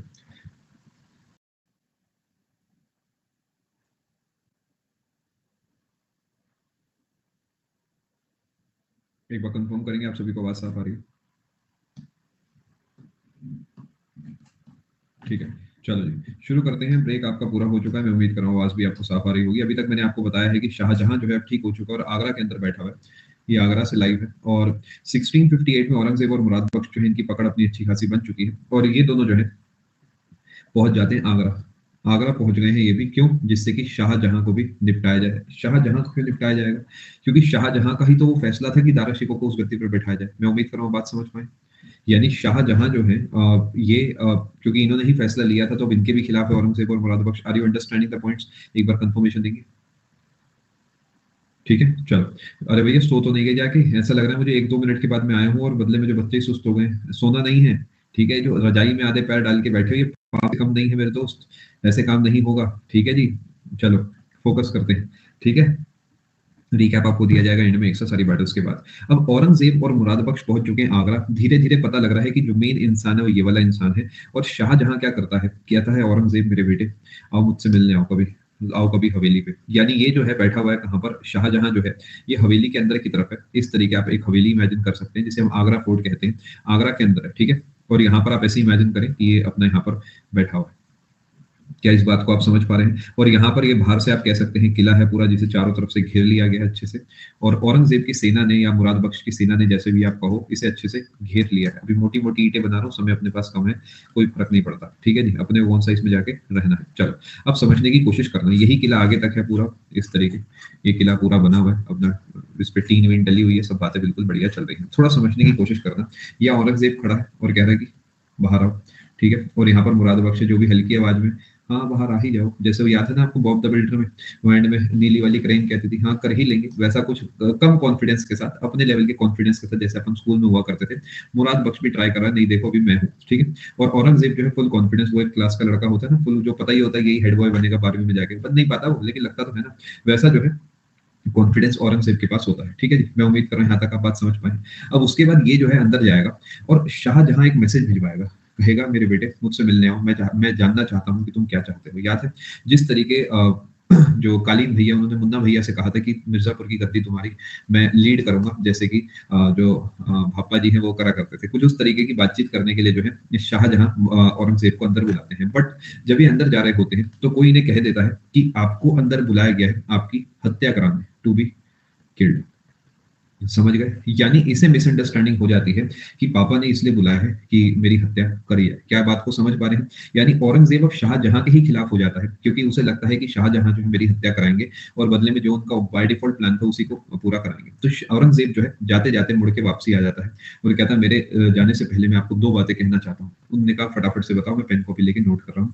पहली बात तो ये कि जीवन में मैं आपकी शक्ल नहीं देखूंगा। ओहो हो, वो पलट गए। उन्होंने कहा चलो दूसरी बात बताओ। दूसरी बात ये है कि मैं तभी चैन की सांस लूंगा जब मैं दारा शिकोह को मार दूंगा। क्या इस बात को आप समझ पाए? यानी मैं दारा शिकोह को करूंगा किल और मैं आपको कभी भी नहीं देखूंगा। क्या इस बात को आप समझ गए? क्या पूरे तरीके आप समझ गए? मैं आपको कभी भी देखूंगा नहीं, यानी मैं जॉन सीना बना दूंगा आपको या मैं जॉन सीना बन जाऊंगा। समझ गए बात को? यानी औरंगजेब अब शाहजहां के भी खिलाफ हो चुका है और कह दिया सिपाहियों कैद कर लो इसे। और शाहजहां को कैद कर लिया गया। कहां पर? आगरा में। और ये अपने पूरे जीवन दैट इज 1658 से लेकर 1666 तक यहीं पे रहेंगे। क्या इस बात को आप समझ पाए? बताएं, क्या इस बात को आप समझ पाए हैं? देखिए अगले 8 साल ये कैद रहेंगे आगरा में और आगरा में ही आपको याद है कि ताजमहल भी है। तो अगर देखिए अब इसकी अलग अलग थ्योरीज है। माना जाता है कि जिस जगह पे इन्हें कैद करा गया था उसमें पूरे तरीके अंधेरा था। अब देखिए कुछ बातें मुझे ऐसा लगता है कि सही नहीं है बट सुनने में मजा आता है तो सुना देता हूँ। माना जाता है कि जिस जगह पे इन्हें कैद करा गया था ये पूरे तरीके मतलब ऐसा था कि अंधेरा था इसमें पूरे तरीके। समझ गए? एक आप प्रिजन इमेजिन करें, आप पूरे तरीके इसमें अंधेरा है और कहीं से कहीं तक कोई रोशनी का स्कोप नहीं दिख रहा है। थोड़ा थोड़ा आप इमेजिन कर पा रहे हैं दोस्तों? मैं जेल बना रहा हूँ, शाहजहां को भी लाने वाला हूँ। जल्दी जल्दी बनाने का मन हो रहा होगा, आप चाह रहे होंगे ऐसे मोटी मोटी लाइनें खींच दो, लेकिन क्या करूं, शाहजहां निकल गया तो मेरी जिम्मेदारी हो जाएगी ना, वैसे तो कर नहीं सकता मैं, इसलिए इतना तो बनाना होगा कि शाहजहां ना निकल पाए दोस्तों, है ना? चलो अब ध्यान से समझने की कोशिश करना है। ये जो है उसका रहने की जगह है और पूरे तरीके इसके अंदर एक कैद हो चुका है। थोड़ा समझने की आप कोशिश करें। चलो अब समझते हैं। यहाँ पे अंदर शाहजहां बैठा हुआ है, उदास एकदम, मूड बिल्कुल खराब है कि ये मैंने क्या कर लिया। इस तरीके अंदर बैठा हुआ है, आराम से योगा कर रहा है, जो भी आप कहें, मूड खराब है। और माना जाता है कि अंदर एक ऐसी खिड़की थी जहां से रोशनी आया करती थी, जहां से रोशनी आया करती थी। और माना जाता है कि यहाँ से जो है सिर्फ और सिर्फ एक ही चीज दिखा करती थी, वो है ताजमहल। ये वन ऑफ द थ्योरीज है, ऐसा 100% ट्रू है या नहीं है तो शाहजहां ही जाने। बट यहाँ से जो है एक जगह दिखा करती थी ताजमहल। अब कुछ और थ्योरीज हैं, वो तो और कॉम्प्लिकेटेड है, ये तो चलो फिर भी मुझे प्रैक्टिकल लगती है। दूसरी थ्योरी कहती है कि औरंगजेब ने इन्हें दे दिया था कोहिनूर का हीरा, और वो उस खिड़की से कोहिनूर के हीरे में देखा करते थे। मतलब समझ रहे हो कि angle I is equal to angle R तक की बात हो चुकी है, कि उसके अंदर से इन्हें ताजमहल दिखता था। मतलब ये तो मुझे ऐसा लगता है कि नकली थ्योरी है, बट अगेन जो थ्योरी है वो आपको सुना रहा हूँ। कि माना जाता है कि यहाँ से ताजमहल दिखा करता था, कि पापा जो आपने करा है वो यहाँ से आप जिंदगी भर बैठ के देखो। और ये जो शाह जहां डाइड इन 1666, यानी ये वो इंसान थे जो कि जिंदा होने के बाद भी बादशाह नहीं थे। आप देखेंगे बाबर जब तक जिंदा था बादशाह था, हुमायूं जब तक जिंदा था ऑलमोस्ट बादशाह था, आपको शायद याद होगा बीच के कुछ समय छोड़, अकबर जब तक जिंदा था बादशाह था, जहांगीर जब तक जिंदा था बादशाह था। बट ये अपने जीवन के आखिरी 8 साल जो है बिना बादशाह बने रहे हैं। क्या यहाँ तक आप बात समझ पाए हैं दोस्तों? यानी यहाँ से औरंगजेब जो है अब आगे निकल गया है, किसी को कोई डाउट तो नहीं है। ये भी 1658 की बात है, ठीक है जी। अब यहाँ पर क्या हुआ, 1658 में औरंगजेब का राज्याभिषेक यानी कोरोनेशन, समझ गए? 1658 में हो गया औरंगजेब का कोरोनेशन। अब देखो ये बड़ी अजीब बात नहीं है, अब यहाँ पे मुराद बख्श है, ये मुराद बख्श है, वो कह रहा है ऐसे कैसे हो गया जी तुम्हारा कोरोनेशन, हम भी तो है, चलो बेस्ट ऑफ 3 करते हैं। यहाँ पर औरंगजेब है जो कि खुद को ही इसने डिक्लेयर कर दिया बादशाह।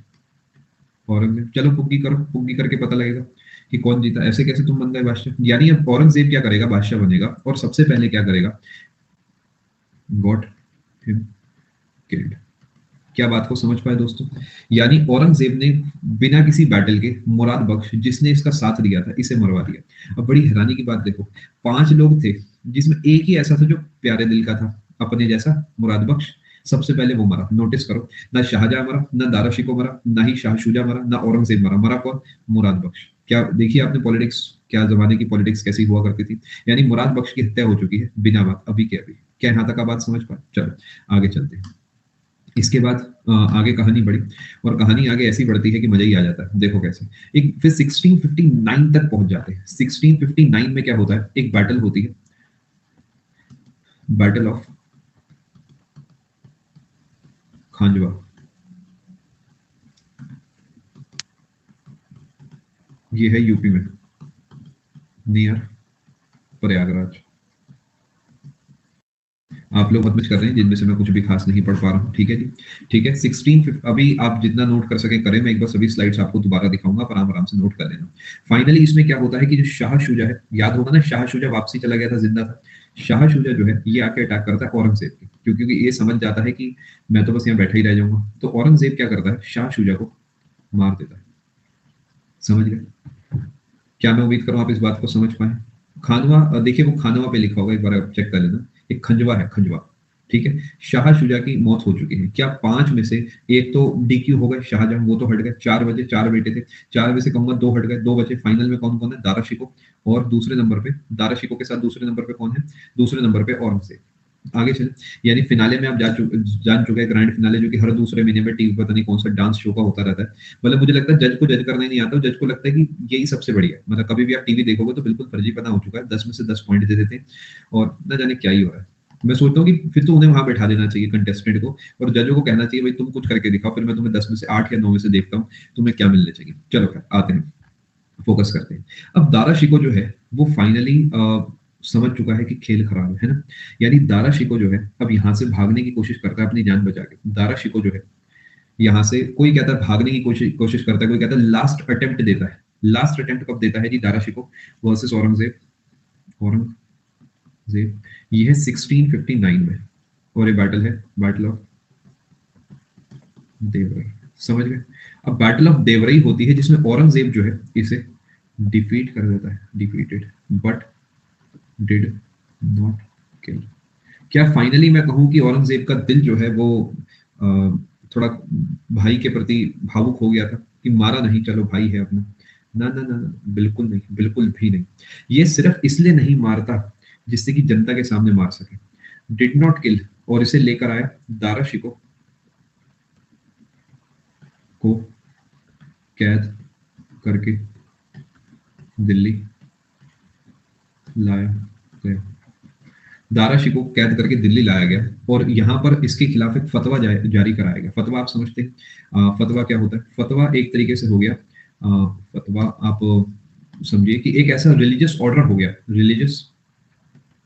ऑर्डर रिलीजियस ऑर्डर कह सकते हैं। और इस ऑर्डर के तहत ये कहा गया कि दारा शिकोह जो है ये इस्लाम धर्म का दुश्मन है, इसे जीने का कोई अधिकार नहीं है, और इसे फिर दिल्ली की जनता के सामने मारा गया।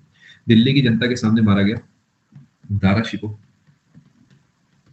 killed, yeah, was killed publicly in Delhi। क्या यहाँ तक का बात समझ गए?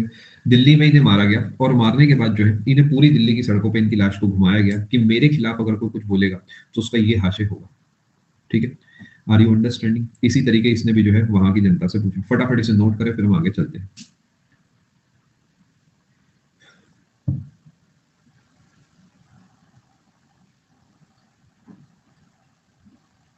सागर अभी बताता हूँ।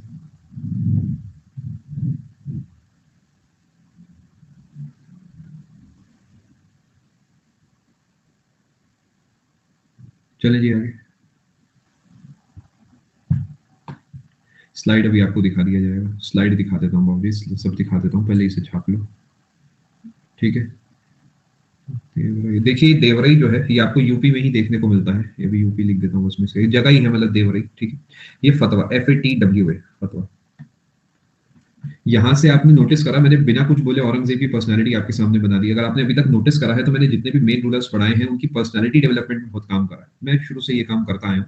लोग तो अभी पिछले 10-20 साल से पर्सनालिटी डेवलपमेंट का काम कर रहे हैं, मैं तो देखो 11वीं-12वीं सदी के लोगों का पर्सनालिटी डेवलप कर रहा हूँ। ठीक है, ये ऐसे इसलिए करना जरूरी होता है जिससे कि आगे चल के जब औरंगजेब के बारे में पढ़ाया जाए तो आपको जो है थोड़ा सा मजा। औरंगजेब का फुल नेम जो है मैं अगले पेज पे लिखूंगा, बिकॉज यहाँ पे लिखने की थोड़ी जगह नहीं है। ठीक है, चले दोस्तों आगे। क्या मैं उम्मीद करूँ इस बात को आप समझ पाए। यानी औरंगजेब जो है वो बन गए अगले मुगल बादशाह। एक आध लाइन और लिखूंगा, उसके बाद जो है मैं चीजों को एंड कर दूंगा। फाइनली क्या मैं कह सकता हूँ 1659 में फाइनली औरंगजेब का दूसरा राज्याभिषेक। क्या ये बात आप समझ पाए दोस्तों? क्यों दूसरा राज्याभिषेक फाइनली किया? भाई मैं हूं और तो कोई है ही नहीं। ऑफिशियल वाला एट रेड फोर्ट दिल्ली। और जो बच्चा नाम पूछ रहा था उसे मैं नाम भी बता देता हूं, अगर आप इसे याद कर पाए तो अच्छी बात है। देखो जी, इनका नाम था अबुल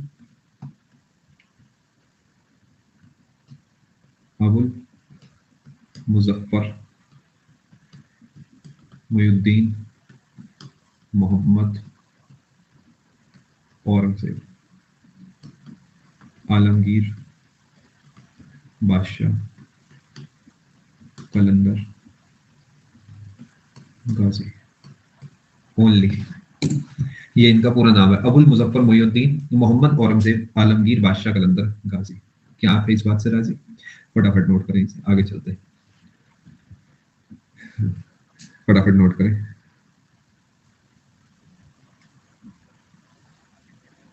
देखिए मेरा काम है तो मुझे याद होना चाहिए ये सब। मैं थोड़ा सा इस पे मेहनत करी है अपने जमाने में, थोड़ा सा एक्स्ट्रा फोकस करा चीजों पे, तो इसलिए याद हो गया। चले दोस्तों आगे। बहुत बढ़िया मोइन, बहुत बढ़िया।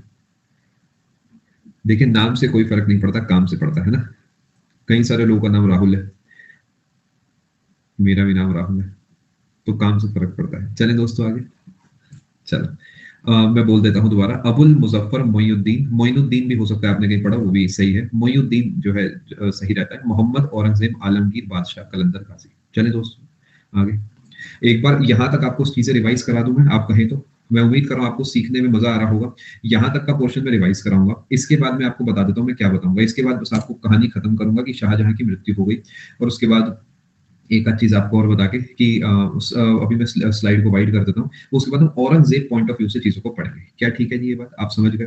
यानी अब आप कमेंट सेक्शन खाली करेंगे और अब आप पूरे तरीके फोकस करेंगे स्क्रीन की तरफ, और आप चीजों को रिवाइज करेंगे। ये आपका आखिरी चांस हो सकता है रिवीजन का, उसके बाद तो आपको खुद ही करना होगा। ठीक है, चलो फोकस करते हैं दोस्तों। बिल्कुल साहिल, चिंता ना करें। देखिए बेकार अच्छा कुछ नहीं होता। मैं आपको फिर एक चीज बताऊंगा कि रूलर वो जो रूल कर पाए, है ना। तो एज अ पर्सन कोई कैसा ही हो, मेरे लिए रूलर वो बढ़िया है जो अच्छे से रूल कर पाए। देखिए रूल करने के लिए सब करना होता है। आप इतिहास अगर पढ़ोगे तो इतिहास में वही जिंदा रह पाए जो क्रूवल था। क्रूवल नहीं होंगे। देखिए जो भी राजा की गद्दी पर बैठता है, आप इस चीज को समझिए, उसके पीठ में 100 छुरे घुपे होते हैं पहले से, और ना जाने वो कब 101 और छुरा आके उसकी हत्या कर देता है। तो जो जितनी ऊंची गद्दी पर बैठा है उसके उतने ज्यादा दुश्मन होते हैं, है ना? तो ये सब नॉर्मल है, मतलब कोई फर्क नहीं पड़ना चाहिए किसने किसको मारा काटा क्या हुआ, जब तक उसने रूल करा बल्ले बल्ले, कोई दिक्कत नहीं। चलो आगे चलते हैं।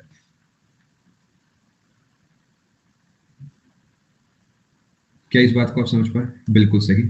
चलो दोस्तों आगे चलते हैं। अच्छा, ये चीज मैं आपको फिर क्लियर कर देता हूँ। व्हेन आई से a good ruler, I mean good ruler, ruler, ruler is the keyword, ठीक है जी। चलो अब आप पूरे तरीके फोकस करें।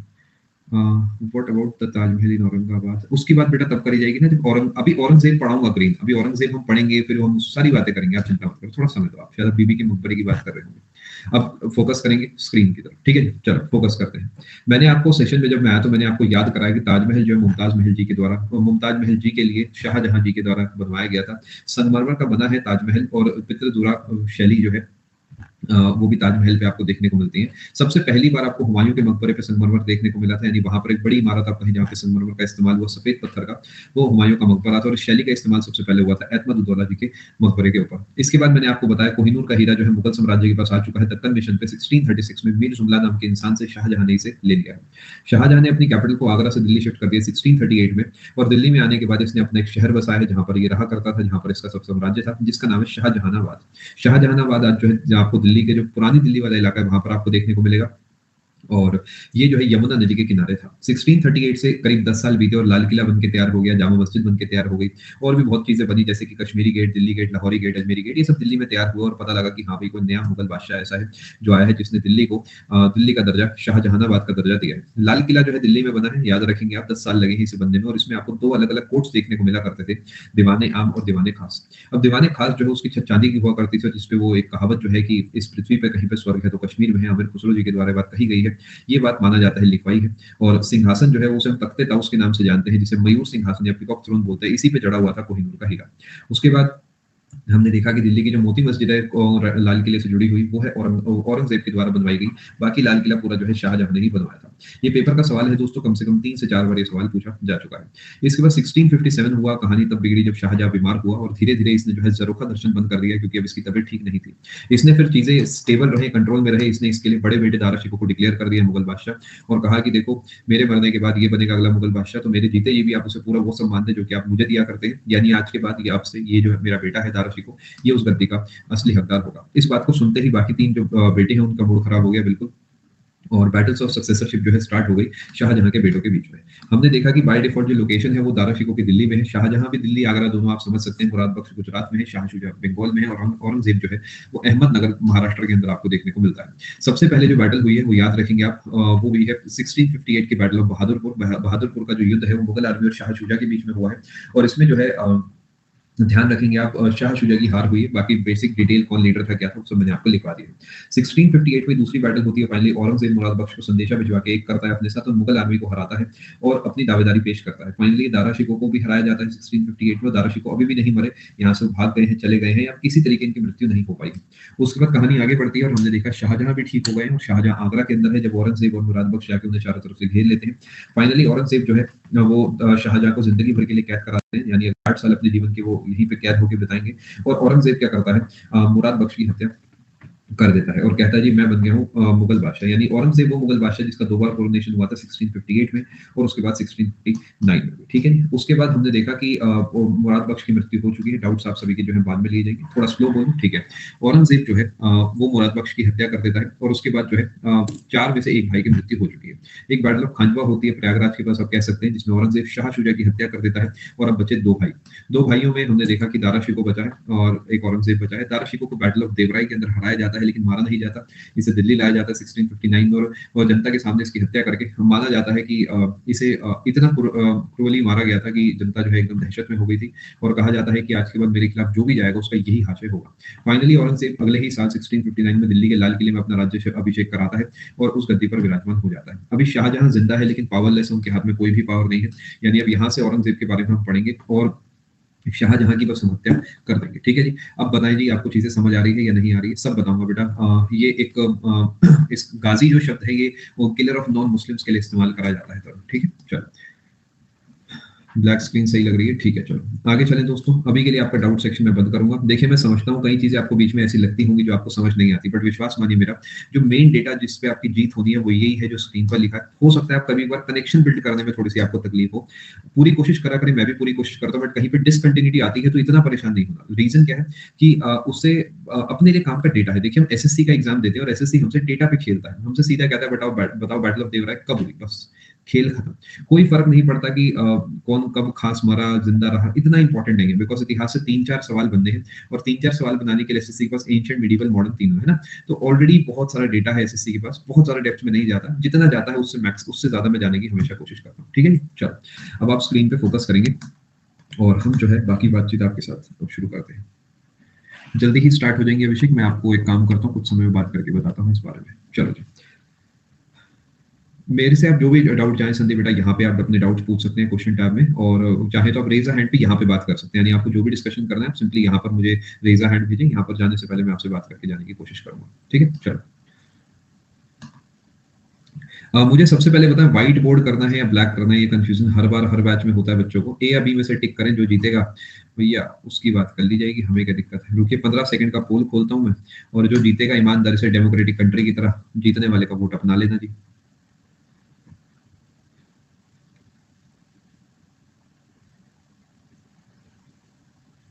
अब देखो जी आपके सामने है, बुरा मानने की कोई बात नहीं, मुझे तो दोनों में कोई दिक्कत नहीं, क्योंकि मेरे को तो डेटा पे खेलना है ना। चलो फोकस करें। चलो अभी के लिए हम इसे डाक रखते हैं, 10-15 मिनट का सेशन मुश्किल से जो है बचा है। ठीक है जी, चलिए बहुत बढ़िया। अभिषेक चलो फोकस कर लीजिए आप, ठीक है। अब ध्यान से समझना, मुश्किल से 10 मिनट का सेशन और बचा है, उसके बाद आपका पैक हो जाएगा, तो इट हार्डली मैटर्स। चलो फोकस करें। शाहजहां जो है डाइड इन 1666, और माना जाता है कि शाहजहां की एक बेटी हुआ करती थी, डॉटर, जिसका नाम था जहां आरा। जहां आरा ने जो है इनकी सेवा करी थी, सेवा की शाह जहां की, बस इतना सही पॉइंट अपने इंपॉर्टेंट, until या till his death। समझ गए जी, यानी ये इनका ख्याल रखा करते थे, आप ऐसा समझ सकते हैं। ठीक है, अब आगरा में ही इनकी मृत्यु हो जाती है, और आगरा के जो ताजमहल है उसी में इन्हें दफना दिया जाता है, यानी इन्हें जो है दफना दिया गया ताजमहल में ही। आप जानते होंगे ताजमहल का जो अंदर वाला पोर्शन है जहाँ पे कुछ भी नहीं दिखता, लोग अपनी फ्लैश लाइट ऑन कर लेते हैं, धक्के धक्के देके एक गेट से अंदर जाके दूसरे गेट से विद इन अ मिनट बाहर आ जाते हैं, और ना जाने अंदर क्या झांकते हैं, एज इफ वहां पे सच में ही कोई बैठ के कह रहा अरे तुम्हारा इंतजार था। तो वो जो अंदर वाला इलाका है, आप कभी ताजमहल घूमने जाएंगे तो आप समझेंगे, आप वहां तक जाएंगे तो उसी में कहीं माना जाता है, कहीं दफनाया गया होगा, ऑब्वियसली मैंने देखा नहीं, ये सब पढ़ी पढ़ाई बातें। अब चीजों को समझना, इनकी जो बायोग्राफी है इनके जीवन की, वो लिखी गई थी शाहजहानाबाद के शाहजहां नामा के नाम से, ठीक है, बाय इनायत खान। ये आपको कुछ पता होना चाहिए, ठीक है जी। क्या मैं उम्मीद करूँ बात समझ गए, बिल्कुल सही एचडी। लेकिन लोग इतना समझते नहीं है, लोग धक्का मुक्की देते हैं या फिर भीड़ को देखते हैं, ये दो काम करते हैं। कई लोग तो भीड़ को ही देखते हैं, कई सारे अंग्रेज जा रहे होते हैं तो वो मतलब वो अंग्रेजों को ही देखते देखते गेट से जाते हैं, दूसरे गेट से निकल आते हैं, और वो जिसलिए गए वही भूल जाते हैं। खैर कोई बात नहीं, सबका अपना अपना जीवन है। चलो बायोग्राफी शाहजहां नामा के नाम से लिखी गई है, और इनायत खान जो है, ये जो हंस रहे हैं ना, ये सब वही है जिनकी अभी मैंने बात बताई, ये सब उसी कैटेगरी में आते हैं। देख लो जरा, इनायत खान जो है इनके द्वारा लिखी गई है। क्या यहाँ तक आप बात समझ गए? चलो आगे चलते हैं। अब हम अगले पेज से डिस्कशन करेंगे यहाँ पर औरंगजेब का। औरंगजेब हेडिंग डाले। आप जानते हैं कि 1658 से ये जो है उस गद्दी पर बैठेंगे, और 1707 तक इनका जीवन चलेगा, यानी माना जाता है कि ये लास्ट ग्रेट मुगल एम्परर। ठीक है जी। अब देखिए यहाँ पर मैं जानता हूं कई बच्चों के दिल को चोट पहुंचती है, व्हेन आई से great emperor, even after all these things, इतना कुछ हुआ, इतना कुछ गलत सही हुआ, व्हेन आई से ग्रेट एम्परर। देखिए ग्रेट शब्द को आपको समझना होगा। ग्रेट का मतलब फैबुलस, लवली, काइंड, ये सब नहीं होता है। ग्रेट का मतलब होता है कि जो महान हो। महान किस चीज का? महान एम्परर है वो, समझ गए। यानी मैं कितना ही बुरा हूं, मान लेते हैं कि मैं आपको प्यार प्यार से पढ़ा के आपका सिलेक्शन करा दूं, मैं तो भी ग्रेट हूं। मैं आपको डांट डांट के सिलेक्शन करा दूं तो भी ग्रेट हूं, समझ गए। यानी मैं आपसे अच्छे से बात करता हूं या मैं आपसे बुरे से बात करता हूँ, इट डज नॉट मैटर। अगर मैं आपका सिलेक्शन करा देता हूँ, I am a good teacher. अगर मैं आपका सिलेक्शन नहीं कराता तो उस केस में, आइदर केस में, मैं एक अच्छा टीचर नहीं हूँ। रीजन समझ गए। यानी किस तरीके करता हूँ, क्या करता हूँ, वो मैटर नहीं करता। अगर मैं जिस चीज के लिए बना हूँ, जो काम कर रहा हूँ, अगर मैं उसे पूरा करता हूँ तो मैं ग्रेट हूँ, एज सिंपल एज दैट। ठीक है, चल कोई बात नहीं, आगे चलते हैं।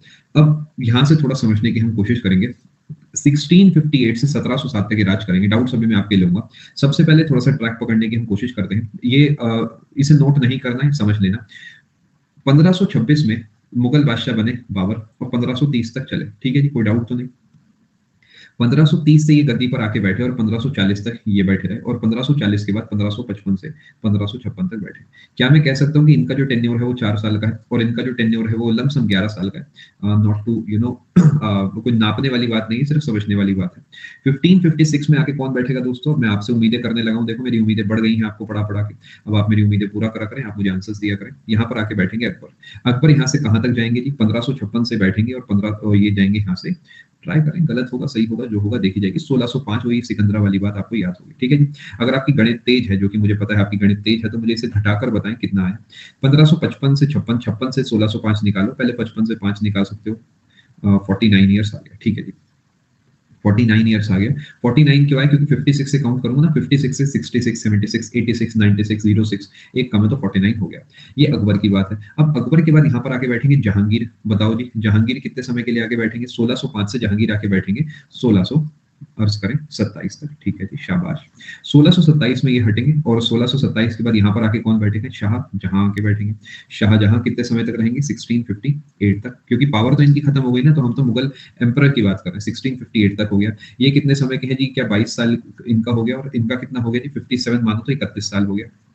कैलकुलेशन देखते चलना, ठीक है जी। अब यहां से आगे बढ़ते हैं और देखते हैं 1658 से 1707 तक का जो समय है ये कितना आता है। देखो जी,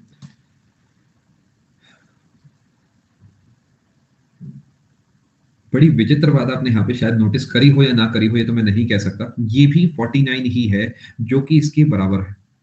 अब ये बड़ी अजीबोगरीब बात हो गई है, बिकॉज पेपर में कई बार ये सवाल पूछ लेता है कि बताओ लॉन्गेस्ट सर्विंग कौन है, और एसएससी उसका आंसर जनरली औरंगजेब मान लेता है। मैं आपको विद प्रूफ बता रहा हूँ कि इसका कोई फिक्स आंसर है ही नहीं, ठीक है जी। कुछ मैंने गलत लिखा तो प्लीज एक बार मुझे बताएं। 1627 प्रेमलता बताएं बेटा, क्या डाउट आ रहा है? कोई भी दिक्कत है तो अभी आप बता सकते हैं, हो सकता है मैंने कुछ गलत लिखा हो।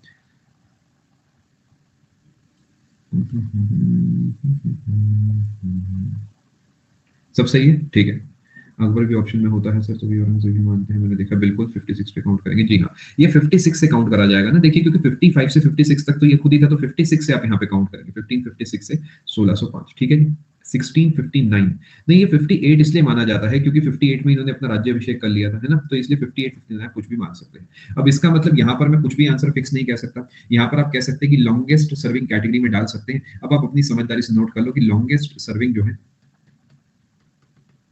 वो औरंगजेब हो सकते हैं, ठीक है। ब्रैकेट में अकबर भी हो सकते हैं। रीजन के साथ बताया है, हिस्ट्री के साथ बताया है, डेट्स के साथ बताया, ठीक है जी। पेपर में औरंगजेब आता है, इसलिए मैंने आप देखो अकबर को ब्रैकेट में डाला है। बहुत बढ़िया, बिल्कुल सही आपने लिखा है, हाँ बिल्कुल सही, ठीक है। क्या यहाँ तक आप बात समझ पाए? औरंगजेब जो है गद्दी पर बैठ गए हैं, सारी बातें बिल्कुल सही है, यहाँ तक कोई तकलीफ आपको नहीं होनी चाहिए। अब बात कर लेते हैं जी औरंगजेब के बारे में, थोड़ा सा समझने की कोशिश करते हैं। 1618 में 1618 में औरंगजेब का जन्म हुआ। थोड़ा समझने की कोशिश करते हैं औरंगजेब का। देखिए, आप बिल्कुल सारी बातें सही लिख रहे हैं, बिल्कुल आप बेटा नोट करें, यहाँ से आप नोट करें, ये पूरा पोर्शन आप नोट करें, ठीक है। चलो आगे चलते हैं,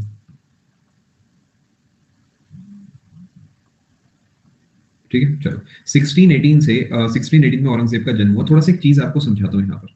एक इंसान है जिनका नाम है गौतम बुद्ध, आपने सुना होगा, बुद्ध धर्म के जो भगवान है वो गौतम बुद्ध है। अब गौतम बुद्ध जी जो है, इनका बचपन में नाम हुआ करता सिद्धार्थ। एक टॉपिक है, अलग से पढ़ाऊंगा, थोड़ा सा कुछ समझाना चाह रहा हूँ मैं आपको जीवन का। इनका जब जन्म हुआ तो इनके होने पे भविष्यवाणी हुई कि ये जो है बड़े होने के बाद ये राजपाट छोड़कर चले जाएंगे, ठीक है। राजपाट छोड़कर चले जाएंगे। और इसके लिए क्या हुआ, जो इनके पिता थे उन्होंने हमेशा इन्हें महल के अंदर रखा और जिंदगी भर के लिए इन्हें अंदर कैद रखा। जो सुख सुविधाएं इन्हें चाहिए थी सब अंदर मिली। बट जब वो बड़े हुए तो उन्होंने बाहर एक बार वो अपने जो है एक सारथी के साथ घूमने गए, तो उन्होंने देखा बाहर तो बड़ा ही दुख है, और वो दुख को देखकर इनका जीवन पूरे तरीके बदल गया और ये जो है अपना घर छोड़कर चले गए और फाइनली गौतम बुद्ध बन गए। ये बात आपको समझ आई? इससे मैं आपको ये बताना चाह रहा हूँ कि जो बचपन में भविष्यवाणी हुई थी वो सच सच हो गई। लेकिन हैरानी की बात देखो कि जो भविष्यवाणी हुई थी उसे सच हम ही करते हैं। ये बड़ी अजीब बात आपको लगेगी, भविष्यवाणी जो हम सच करते हैं वो एक्चुअल में भविष्यवाणी हमारी वजह से सच होती है। आप नोटिस करो कि अगर वो उन्हें बचपन से घर में ना रखते तो क्या पता ऐसा ना होता, क्या पता उन्हें बचपन से बाहर के दुख वगैरह दिखते वो उसके साथ जीने की आदत डाल लेते, है ना। जैसे हम लोग क्या है, हम लोग जब बचपन से धक्के खा रहे हैं। आपने अपना बचपन तो मुझे नहीं पता कैसे बिताया होगा, हमने तो अपना बचपन गली में बिताया है, गली में बैट-वैट खेल रहे हैं, लड़ रहे हैं, लड़के घर आ रहे हैं। तो हम बचपन से उस तरीके की ट्रेनिंग हमें मिली है कि हाँ भाई, आप एक दुनिया में रहो और दुनिया की जो चीज़ें हैं उसे सीखो, है ना? अब मान लेते हैं कि हमें उस तरीके ना सिखाया गया होता और आज मैं पहली बार बाहर जाके देखता तो मेरा बड़ा मन जो है उदास हो जाता, है ना? कि यार ये क्या है बताओ, बाहर तो बड़ी दिक्कत है। अब यहाँ पर क्या ये कह सकते हैं कि गौतम बुद्ध जी का गौतम बुद्ध बनना, ये किस्मत के साथ-साथ जो उनके घर वालों ने किस्मत को पलटने के लिए फैसला ले लिया उस वजह से हुआ था? यानी जो होना है उसे पलटने के लिए जो आप कर रहे हो उसी की वजह से वो हो रहा है। बड़ी हैरानी की बात है। सेम कुछ ऐसा हुआ औरंगज़ेब जी के जन्म के समय। जब 1618 में पैदा हुए, तो शाहजहाँ को जो भविष्यवाणी करते हैं उन्होंने बताया कि यही वो इंसान है जो बड़ा होके आपका सबसे बड़ा दुश्मन बनेगा और यही जो है सबसे क्रूअल इंसान बनेगा, सबसे क्रूअल इंसान बनेगा, ऐसा माना जाता है कि बताया। समझ पा रहे हैं आप बात को? यानी यही आपका पतन का कारण बनेगा। आपने देखा ना कुछ बच्चे उद्दंड बालक होते हैं, कुछ उस टाइप से जो है औरंगज़ेब के लिए भविष्यवाणी करी गई। अब इस बात को सोच के जो शाहजहाँ है वो एकदम उसका मूड खराब हो गया। जैसे आपने देखा होगा कोलगेट के ऐड में आता है वो सब तो ठीक है, बट मुझे कैविटीज़ की चिंता होती है, एज़ इफ जॉब कहाँ लगेगी और क्या होगा, घर का राशन कहाँ से आएगा, ये तो मसले ही नहीं है। वो जो उन्हें कैविटीज़ की चिंता होती है। कुछ ऐसे ही इन्हें अपने राजपाट को छोड़ के ये टेंशन हो गई कि बड़े होके जो औरंगज़ेब है कि यही मेरे खिलाफ हो जाएगा। तो औरंगज़ेब की जो ट्रेनिंग हुई जीवन की बड़ी अलग चली। औरंगज़ेब को औरंगज़ेब कभी मेरे खिलाफ ना जाए तो उसके लिए क्या होगा, औरंगज़ेब को जो है ना तलवार से दूर रखा गया। थोड़ा समझने की कोशिश करो, तलवार से दूर रखा गया और उसे कहा कि बेटा तुम सिर्फ शिक्षा की प्राप्ति करो, कि तुम पढ़ाई-लिखाई में रहो। समझ गए क्या समझाना चाह रहा हूँ? यानी तुम ज्ञान पे फ़ोकस करो, यहीं से आपको सीख मिलती है जीवन की। तलवार चलाने से कुछ नहीं होता।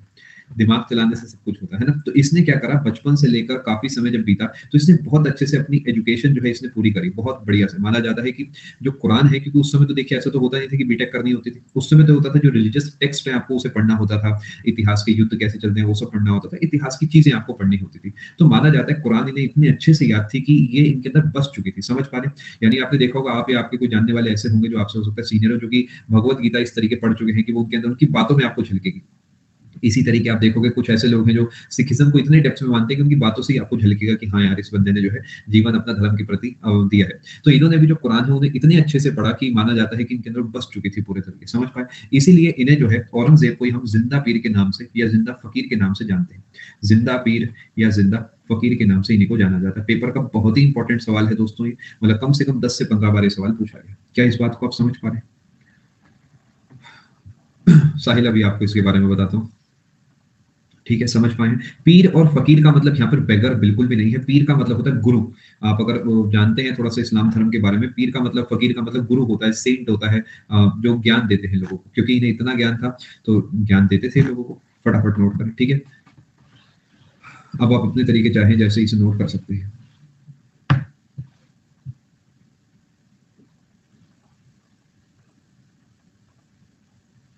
फ़कीर भी गुरु ही है। जी हाँ, इन शब्द का मतलब होता है गुरु।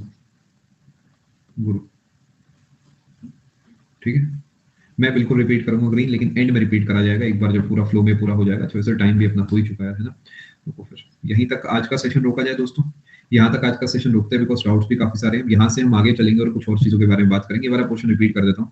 औरंगज़ेब का जो जन्म है वो हुआ है 1618 में और उसके बाद अभी बचपन से जो है इन्होंने ज्ञान की प्राप्ति बहुत ज़्यादा करी है। अभी के लिए हम यहीं पे रोकते हैं। कल आपका जहाँ तक मुझे लगता है पूरा पोर्शन पैक हो जाएगा। कल हम मॉडर्न इंडिया जो है स्टार्ट कर देंगे। अच्छा, लोगों को मॉडर्न इंडिया सुनते ही लगता है कि मॉडर्न का मतलब है अंग्रेज आएँगे कल। ऐसा कुछ भी नहीं है मेरे भाई। अंग्रेज ऑलरेडी आ चुके हैं। बैकग्राउंड म्यूज़िक बड़ी तेज़ बज रहा है क्योंकि ऑलरेडी 17th सेंचुरी चल रही है। लेकिन हम यहाँ पर मॉडर्न में शिफ्ट होने का मतलब है कि हम यहाँ पे औरंगज़ेब की मृत्यु करके हम शिफ्ट हो जाएँगे फॉल ऑफ मुगल डायनेस्टी की तरफ, यानी मुगल डायनेस्टी का पतन जो है वो किस तरीके होगा। ठीक है जी?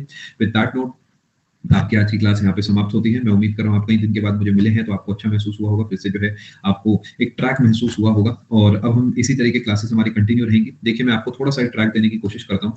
आज 3 तारीख है, 3 तारीख को क्लास होगी, 4 तारीख को क्लास होगी, 5 का संडे है तो ब्रेक दूँगा, 6, 7, 8, 9 को क्लास होगी, 10 को क्लास नहीं होगी, 11 को क्लास नहीं होगी, 12 को क्लास नहीं होगी, फिर 13 से आपकी क्लासेस कंटिन्यूअस चलती रहेंगी। ठीक है? मुझे इसमें कुछ पर्सनल काम से बाहर जाना है और मतलब पर्सनल काम है कुछ, तो 2-3 दिन आपकी छुट्टी रहेगी, ठीक है? मतलब 10-11 को काम है, 12 का संडे है, तो मैं आपको 12 भी जो है ऑफ दूँगा। हाँ, शादी में जाना है, सब खबर रखते हैं लोग।